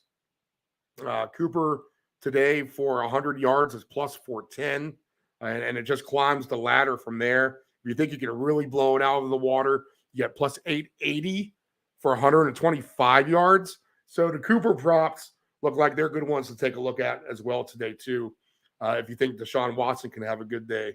If you really want to get exotic on some Marquise Brown and give this guy Tune a shot, you're going to get Marquise Brown, Hollywood, if you can just break a couple balls. And now he's going to get Denzel Ward, who's a shutdown corner for sure. But if Marquise Brown can get away with him with his speed, 80 yards is plus 390, 90 yards plus 550, 100 yards for Marquise Brown plus 750. So good payouts for them. And touchdown scorer wise, you're getting paid out as well. Two touchdown scorers today. Cooper is 14-1. Hollywood's 25-1. I wouldn't expect that, but Cooper at 14-1 looks like a real nice price to throw him in on some things, and we'll plan to do that. So I think the Browns can somewhat roll today. Can the Cardinals get some garbage time stuff? I think they probably can. You might see that quarterback and Brown get some garbage time, cheap yards there to climb through the roof on those totals. So we'll keep. I'm going to have to write some of this down. Bad QBs, Hollywood, Brown. All right. So we'll pay attention to all that, see how that develops. Okay, is that the last game for 1 o'clock? One more 1 o'clock game. Ravens, Seahawks. This is a tougher one for me. We always have that one game every week, which is kind of like along the lines of the spread and the total. And this could be it. Now, does it have a chance to be a real fun, high-scoring game? I think it does, actually. So Seahawks and Ravens, good numbers here, I think. The passing yards, straight over under. Lamar Jackson, 224.5. Geno Smith, 226.5. So you can build from there. Now, the both of these teams, better defenses as well. As the Dolphins look for Tyreek Hill deep, they do not connect. 3rd and 10 for them. Lamar Jackson for 275 today is plus 320. 300 plus yards, plus 630. Geno is 275 plus for him is plus 310. But they like to use Kenneth Walker, and both these teams like to run. But I could see Lamar getting a decent number passing, potentially at home today against Seattle. That last good opponent that came in, Detroit, got blown out. Maybe the same thing today. So I would lean more on the props for the Ravens than I would with – it looks like the Dolphins just fumbled the ball. And I think that's my fantasy player, Jeff Wilson Jr. No, they're going to say incomplete pass. Good. I won't have to at least get the negative points from that. But the this could just be a good fun game. I could see that overall. Lamar to have 3 touchdowns passing is plus 560 today. So I'm going to have to throw him into that somewhere. I like the 3 touchdown passers. You get good numbers on those. And, you can get some El Cheapo ones for sure. The fake goal line, pass to the tight end, stuff like that. So we're going to look at some random ones of those today as well. And I might have to throw Lamar into that mix at home. So 2 touchdown scores today in the Ravens and the Seahawks. Lamar's 6-1. Gus Edwards 6-1. Mark Andrews 14-1. DK Metcalf is 19-1. That's good. Kenneth Walker to 3rd plus 950. Maybe a shot on that. I just love me some Kenneth Walker, to be honest. Tyler Lockett 22-1 for him. Odell Beckham, if you want a long shot, 45-1. He's demanding the ball more. I might have to throw him in one of these. One of these weeks, he's going to get 2, and this could be the one. I'm notating random players. I'm notating Akers, Odell. See, the thing is, and this is a good lesson, if you're going to do a round robin, you can do some of these long shots like a Cam Akers and Odell Beckham and literally spend 25 cents on each of the round robin legs and get paid a fortune if it hits. So you want to look at players like Odell Beckham that are paying 45-1, Cam Akers paying 31-1. And if you start parlaying some of those guys together, then next thing you know, if you hit 1 or 2, then you're getting paid out big time just to hit 2. Obviously, all your tight ends are always going to get big number odds, but there are a few players that are starting to emerge here, and particularly Akers. You saw him get involved last week with the Vikings, where, you have a new quarterback. Could find that this is a good go-to target. They're comfortable with him, and that gives them a chance to get a score on a big number. So you're really just investing a little bit to try to get the maximum out. Justice Hill, 26-1. That'd be another one you could look at today. He's been a good touchdown scorer there for the Ravens. So I will say a potentially high-scoring game here with the Seahawks and the Ravens, to climb into the 60s, because I could see this being like 38-24, Baltimore or something like that. Even if it's like 31-27, we'll go high 50s. How about that? So over 55.5 is 4-1 odds.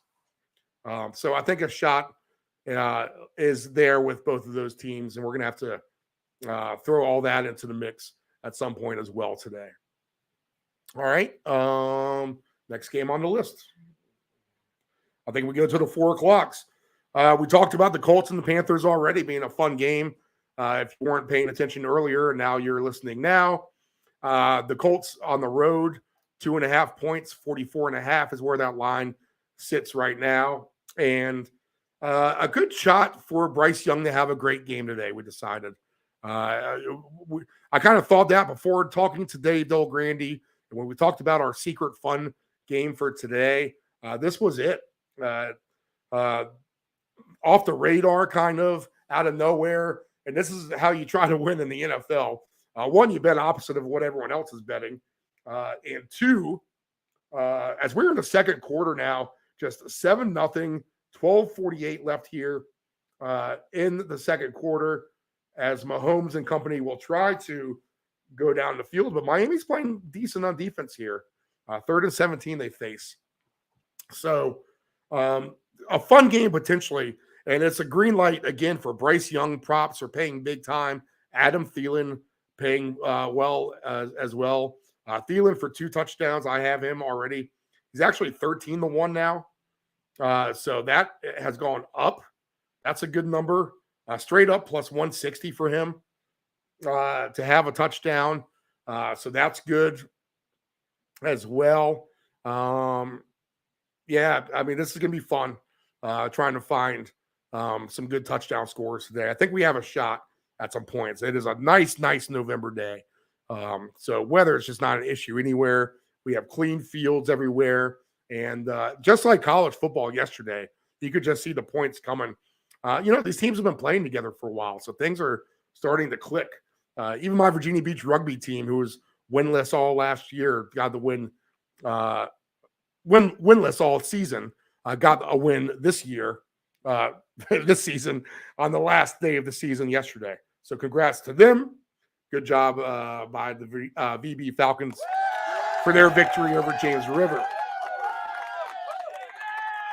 All right, so again, 44.5 seems like it's just a weird number.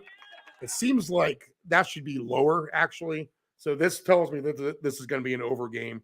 And if it's going to be that way, I think it's going to happen by virtue of a bad Colts defense, a bad Colts team who has played in a lot of high-scoring games, and success by Carolina at home in front of an excited fan base for their number 1 draft pick today. Cowboys and Eagles is one I haven't even put much thought on. -3 and 46.5 is the total. The Cowboys are my first instinct, but why do I think the Eagles are going to win this game? Now, Hurts is banged up. Fun game in Philly. You could have props galore for sure. This could be a higher scoring game again, too, for sure. Maybe offense trumps defense here in this scenario.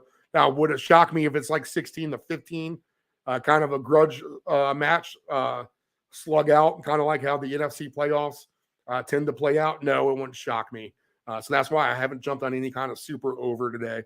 But the 2 touchdown scores, we'll just go down the list. Tony Pollard, where have you been? Plus 600. A.J. Brown, plus 650. Swift, plus 750. C.D. Lamb, plus 950. Jake Ferguson could be a sneaky one at 25-1. Goddard at 24-1. Could be a good one to sneak in. In fact, I kind of like that today. I know Anthony probably would as well. In these kind of matchups, I just like the tight end. So I'll lean with Goddard with 2 touchdowns. If I throw him into that parlay with Cam Akers and Beckham, I mean, 25 cents on that is going to pay a fortune. Probably close to $5,000 at least on a quarter. I'll see when we plug all that in. But good numbers there. So I'll write him down. Let's see. Brandon Cooks, 25-1. Don't like that. Gallup 29-1. Gainwell has had some issues. Could I see the Philly defense scoring 70-1 for 2 touchdowns? Maybe. I kind of almost like them on 1 as well. So we might have to do something weird with that one. Do the defensive touchdown today for Philly. Dak can hand the ball over for sure. In fact, you have a good opportunity, like Cleveland could for sure have 2 touchdowns on defense or a touchdown. So you could do a defensive round robin for sure. New England always gets a defensive touchdown here and there. Maybe trust them. Sam Howell, he's throwing some picks as well this year. We can't deny that. So a shot there for sure. But you're getting all fun numbers. This should be a fun game to watch. I think it's really just close to the number in the total, to be honest. 3 and 46.5. 46.5 seems a little bit light. But again, this could be a slugfest. And here we go. It's 2017, 23-20, something like that. So we'll reserve thoughts for that. And I'll try to get a better feel for that for the rest of the evening. But a fun game for sure. Passing wise, we have on this one, Jalen Hurts is 246.5 and Prescott's 250.5. I just feel like those are right there. Nothing really to capitalize on as far as trying to get a big payout on some obscure giant numbers. If anything, I would just find a 2 touchdown scorer if you want to find your best play on the board. And I think Goddard can provide that today. He was definitely due for a 2 touchdown game. You would put him on the do list for sure. Okay, next game on the board. And I did put the banner up, so you don't have to look at me looking at my phone the whole time. As the website that we get our lines from is having an issue from everyone betting their bets this morning, getting overloaded on the desktop. So Raiders Giants 37.5, 1.5 for the Raiders as the favorite. Again, no Josh McDaniel. Antonio Pierce takes over as coach. The Giants come in needing a win after a bad loss to the Jets last week. We talked about this game. That's the one thing Del Grande said is he had to watch. He wasn't watching, but monitoring because he had the Jets defense on the phone, the Giants and the Jets game, and it was handoff, punt. And he said it was the most boring. He said if you thought it was boring to watch on TV, try watching it on the phone as far as looking at the game cast. So Giants need a better performance after that than with the Jets last week. Let's see if they can get it this week. But the Raiders could play inspired now that McDaniel's gone. You get these coaching changes and it kind of gives your team a little bit of a lift. You see it all the time, especially in the English Premier League. You do when they're sick of the manager. The new guy comes in and you get a great effort from the team. I expect that from the Raiders today. And for that fact alone and the fact that they're inside, and I'll give the Giants credit for being able to score on the Raiders anyway, I think you get some points here. I think we can climb into the lower to mid-20s for both of these, and maybe like an over 44.5 could get there. I like Devontae Adams today to score, and I'd give him a shot for 2. He's paying off good for 2 touchdowns. Plus 17-1 today. I'm going to have to throw him in on my list as well. I'll write his name down. Saquon Barkley 6-1. Josh Jacobs 5-1. Jacoby Myers 24-1. Maybe he builds a rapport up with O'Connell there, the quarterback for the Raiders today. Their numbers are this with Daniel Jones passing and Aiden O'Connell's 209.5. So O'Connell's on that list of bad quarterbacks. I can throw on to get a big payout if they can just have big games on the yards. There was a Jeff Wilson reception for fantasy, but it comes on 3rd and 20. But we'll take the empty yardage and 4th down now, as it's now a punt fest between these two. Boring game, 9:30 a.m. So body clock's maybe an issue here. for sure. 7-0 Kansas City, 11-13 and counting until halftime. And wow, we're more entertaining than the game. How about that?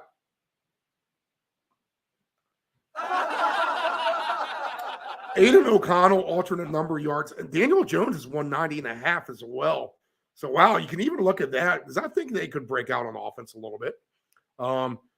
He does have some good receivers, 250-plus yards for Jones. That's plus 430. You got 225 yards is plus 225. Aiden O'Connell for 250 yards is plus 270, plus 520 for 275 yards. Plus 880 for 300. I mean, I don't know if I'd go that route necessarily, but I have a sneaky suspicion that this could be a game in which you might see a little bit more points than expected, to be honest. The more I'm thinking about it, and I was dead set on the overs here the last few weeks in regards. I was like, beware, beware, beware. You might have to play some overs just for the principle of things. This could be the day with some of these lower over-unders kind of actually get there. The game I would be reluctant about is the Texans one, for sure, with the Buccaneers. But I could see most of these games having a decent chance to go over. And low-hanging fruit here, nice conditions inside. Two teams, I think that'll be motivated.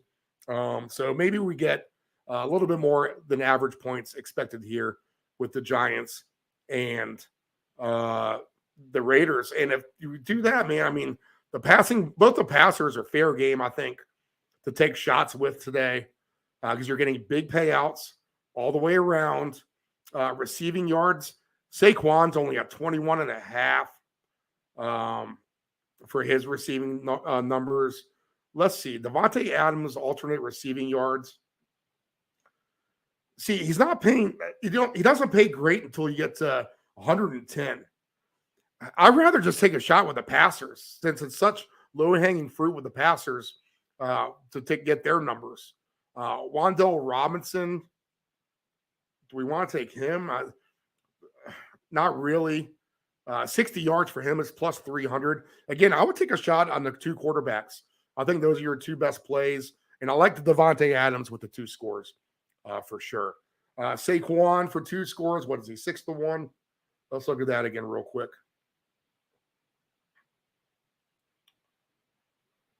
Yep, 6-1 for Saquon. So 4 o'clock style, you need something to throw on. Davante, Saquon, both of those guys to get to. That would be interesting, actually, right? What does that pay? $10 pays $745 for Saquon for 2 and Davante Adams for 2. So I think that's fair game later on, for sure. All right. Night game, Bills-Bengals. 2.5 now for the Bengals. That spread is up 50.5. And the over-under is down. I'm going to give a shot here to the Bills on the road. They've just played a little bit better this year. And when they're playing full throttle, they're the more dangerous team, I think. But this is a fantasy fest galore chance here. I mean, you really have all the great wide receivers. Let's see if our desktop lines are working again. This way I don't have to pull it back up on my phone. Let's see here. Bengals, Bills. Nope, not yet. All right, so Bengals, Bills. Let's see here. For the passer props, let's look at that first. 274 for Burrow, 271.5 for Allen. I would bypass that. But I would look at receivers straight up. Let's see. Shakir at over 33.5 is a good one. I think Kincaid at over 40.5 is a good one. Shakir's been getting involved. Mixon at over 18.5 might be sneaky as well. Gabe Davis is 46.5. I'm going to take a shot on Shakir and Kincaid. Those are lower numbers. All the other numbers are bigger. Like Chase is 84.5. Diggs is 86.5. T. Higgins 54.5. Tyler Boyd 35.5. Or Boyd could be the one as well. to get there. Let's see. Shakir receiving yards to get to 70 yards is plus 400. Wow, that's a good number. First down for the Chiefs. So we stopped the punt battle. The Chiefs moved the sticks finally. That's the first down in nearly about 7 or 8 minutes, I feel like. I'm probably wrong about that, but at least from what I've seen. I think touchdown score is the way to go in this one. I think you'll get points. Hard time buying it with the yards in this game. Anytime touchdown, Mixon minus 165, Chase minus 115, Diggs minus 105. You're just not getting a lot of value. But I could see a Shakir plus 410, Kincaid plus 200, T. Higgins plus 165, and then maybe a Tyler Boyd plus 260, maybe an Irv Smith Jr. plus 500. Now that's a decent, interesting one. Irv Smith Jr., Khalil Shakir, Dalton Kincaid, T. Higgins. That is $10 to win 27.25. Now, if I take Irv Smith out of there, and let's just throw in Chase, 10 wins 844. You throw in Mixon, 10 wins 600. So Kincaid, Higgins, I would just look off the radar because and Shakir, those are players I would take a look at and what should be a fun night game. All right, last game on the slate, and we'll wrap it up here. Is the night game, Chargers and the Jets. I think it's a close Monday night game, and when you're gambling on this at about 10:30 at night, you're going to have a sick stomach a sick feeling in your stomach. Either way, to be honest. And so, yeah, you'll be wanting to drink for sure, I think. So that's going to be a tough sledding, as they say in the wagering world. Tough sledding with the Jets and the Chargers. Eckler is my one go-to. I mentioned Bryce Hall as well. So let's just take a look at that. Somehow this turns into a shootout or whatever. And let me get rid of what I have on board there. Somehow it turns into a shootout. Then you can take, where's this game at? I know it's not off the board. There we go. 2 touchdown scores for tomorrow night. Eckler is at 6-1. Hall is at 8-1. So 10 only wins you 470. It's not like it's a super payout. Maybe you just want to go to bed and have something on the game. Throw 5 on it. Maybe you probably have a profit boost as well you can use. So 5 wins you 235. If you lose it, no big deal. If you win it, there you go. You got gas and lunch money and plus more for the week. Probably pay a water bill or something too. So maybe a shot with Bryce Hall there, or Breece Hall, and with Eckler there on Monday night. Okay. So that is all the odds and the games. My best plays for me. In fact, let's go for 2 first. Let's cue up our famous sounder, the most famous sounder in live sports broadcast and Sunday morning NFL live wagering content here on the Deep End Broadcasting Network YouTube channel, Deep End 757 Broadcasting. As soon as we're done here, click deepend757.com for replay. Johnny. 4 weeks. 20 papers, that's $2 plus tip. Gee, Johnny, I don't have a dime. Sorry. Didn't ask for a dime. $2. Hey, give me 2 laps and a Ric Flair. It's a jungle out there. You got to look out for number 1, but don't step at number 2. Utah, give me 2. And Jimmy 2 times, who got that nickname because he said everything twice, like... I'm going to go get the papers, 2 touchdown scores today. Go ahead and take a shot. Let's see. let me give you one for every game. Obscure 2-touchdown score, potentially not obscure, but maybe Cooper Kupp in the Rams game, 16-1 odds for him. I'll give you an obscure one in the Texans game. This is a little bit harder with the Bucs and the Texans. But let's take a shot with Godwin at 20-1. We'll go ahead and throw him on.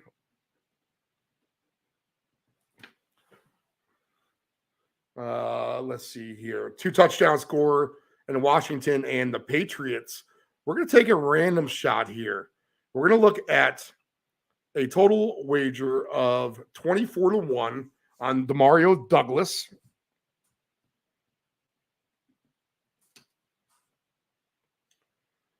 Two-touchdown wager on Chris Olave for the Saints. So we like him today. 18-1 for him. Random 2-touchdown scorer today. I really like two of them. You take a shot either way. But Cam Akers, 27-1. And Jordan Addison at 31-1. Even Hawkinson at 30-1. Any combo of those guys. Really. Akers, Hawkinson, Addison. Akers is paying the less, to be honest. And he's sharing backfield duties with Madison. But he could be the more comfortable option with the new quarterback once they get close. Let's be honest. And, he has some good mojo coming in after that trade from the Rams up there with Minnesota. 2-touchdown score today for Cleveland. We'll take Amari Cooper. He is right now 15-1. 2-touchdown score today with the Ravens and the Seahawks. I think we're going to take a long shot here. And let's see if Odell Beckham Jr. gets involved. With a lot of good wide receivers on the field. Maybe it's his time to shine.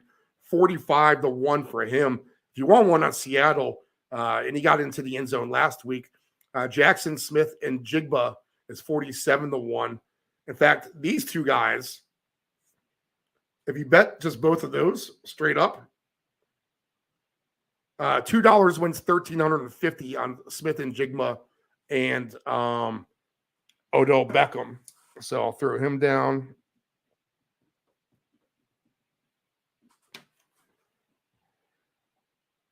Two touchdown scores today in the Carolina Colts game. We'll go with Adam Thielen at 13-1 now. 2-touchdown score in the Eagles and the Cowboys game. We'll take Dallas Goedert. I think he's 24-1. Yep. 2-touchdown score in the Raiders and the Giants. We'll look at Devontae Adams, 17-1. 2-touchdown score for the Bills and the Bengals game. If I need a 2-touchdown score there, I'm going to look at Dalton Kincaid for the Bills. Kincaid is going to be paying 17-1 for his number. So that's a good one there. And a 2-touchdown score on Monday night. Go ahead and give me Breece Hall for the Jets at 6-1. Okay, best plays on the board for today.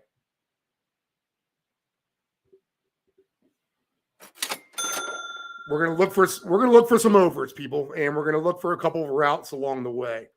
I would give this dog a shot with the Rams, to be honest, at Green Bay. Sneakily an over game. Brett Rippon could have some success there with the receivers, I think. You got some low-hanging fruit with some of these quarterbacks. We'll notate them along the way. Closer game in Bucs-Texans, really no play there. I'm going to take a shot on the Pats, my home team, and the over. And there's Sky Moore going on his over prop. He has locked that in now as the Chiefs are into the red zone, approaching 4 minutes until halftime. 7-0 they lead over Miami. So Patriots, I'm going to look at them. I'm going to move them on an alt line, crazily enough, and the over as well. I'll bump that up about 10 points, so we'll take a shot with those. I think the Saints can name the score today against the Bears, so the Saints in the over would be an option. I would say cumulative over with Minnesota and the Atlanta. And sneaky shots on the quarterbacks there as well. Sneaky shot on Mac Jones for New England as well. But the two quarterbacks playing for the Vikings and the Falcons, talking about Taylor Heineke, and then also the kid from BYU, Jaron Hall. All right, so low numbers with them. They have a shot, just to have mediocre numbers. They're going to pay very, very well today.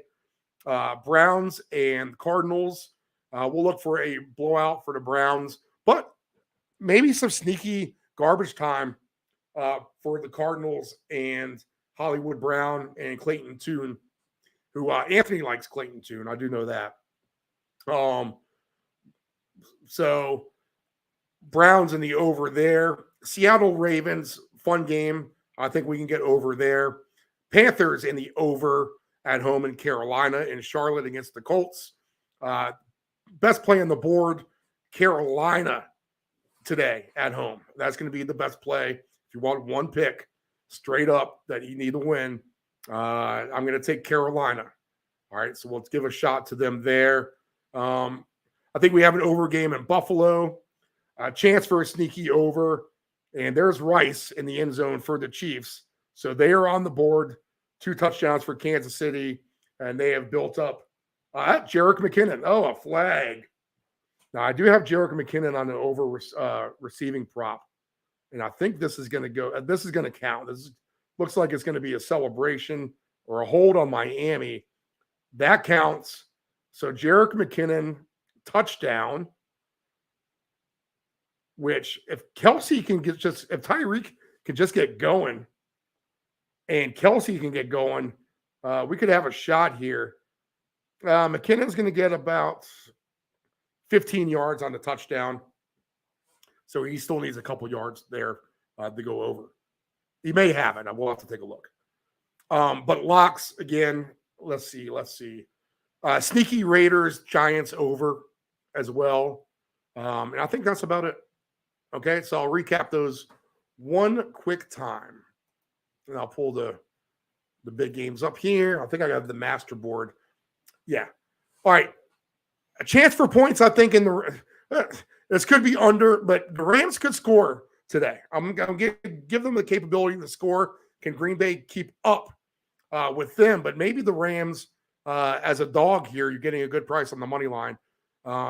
Patriots and the over at home. Saints at home and the over with them. Combined over, Vikings, Falcons. Browns at home. Over in the Ravens, Seahawks. I want to get too invested in that Browns game at 13.5. But I do like the props with Watson and Cooper, so we'll go with those. Let's see. Carolina is the one I like. 2.5 points they're getting at home. I think you can move them to a good alt number. For them to win by double digits, you're getting like 4-1. So good price with that. And Carolina will be the best bet there. Lean with the over with the Raiders and the Giants and the Bills, Bengals over as well. And give Buffalo a shot to win this on the road. Everyone's picking Cincinnati. That's all I've heard all week. Bengals. So I'll go with the Bills. Now, I'll say this. All I've heard all week is Chiefs. And, you see what's happening to the Dolphins now as they are down by 2 touchdowns. Okay, so 10:49 a.m. Eastern, just over 3 hours after our slight audio delays earlier. We'll go ahead and kick it out of the studio for now. We'll let you enjoy your halftime. Gives you plenty of time to get your tickets in as we are 2 hours, 10 minutes away from kickoff. All right, round robin week 9 is in the books. Over halfway done with the regular season. Wow. All right, so a lot of football still left to be played. Should be exciting to see how it turns out, and we will be with you the whole way through. All right, What the Puck is going on returns on Tuesday. Tune into that, 5 p.m. Eastern Standard Time. All right, good luck, everyone.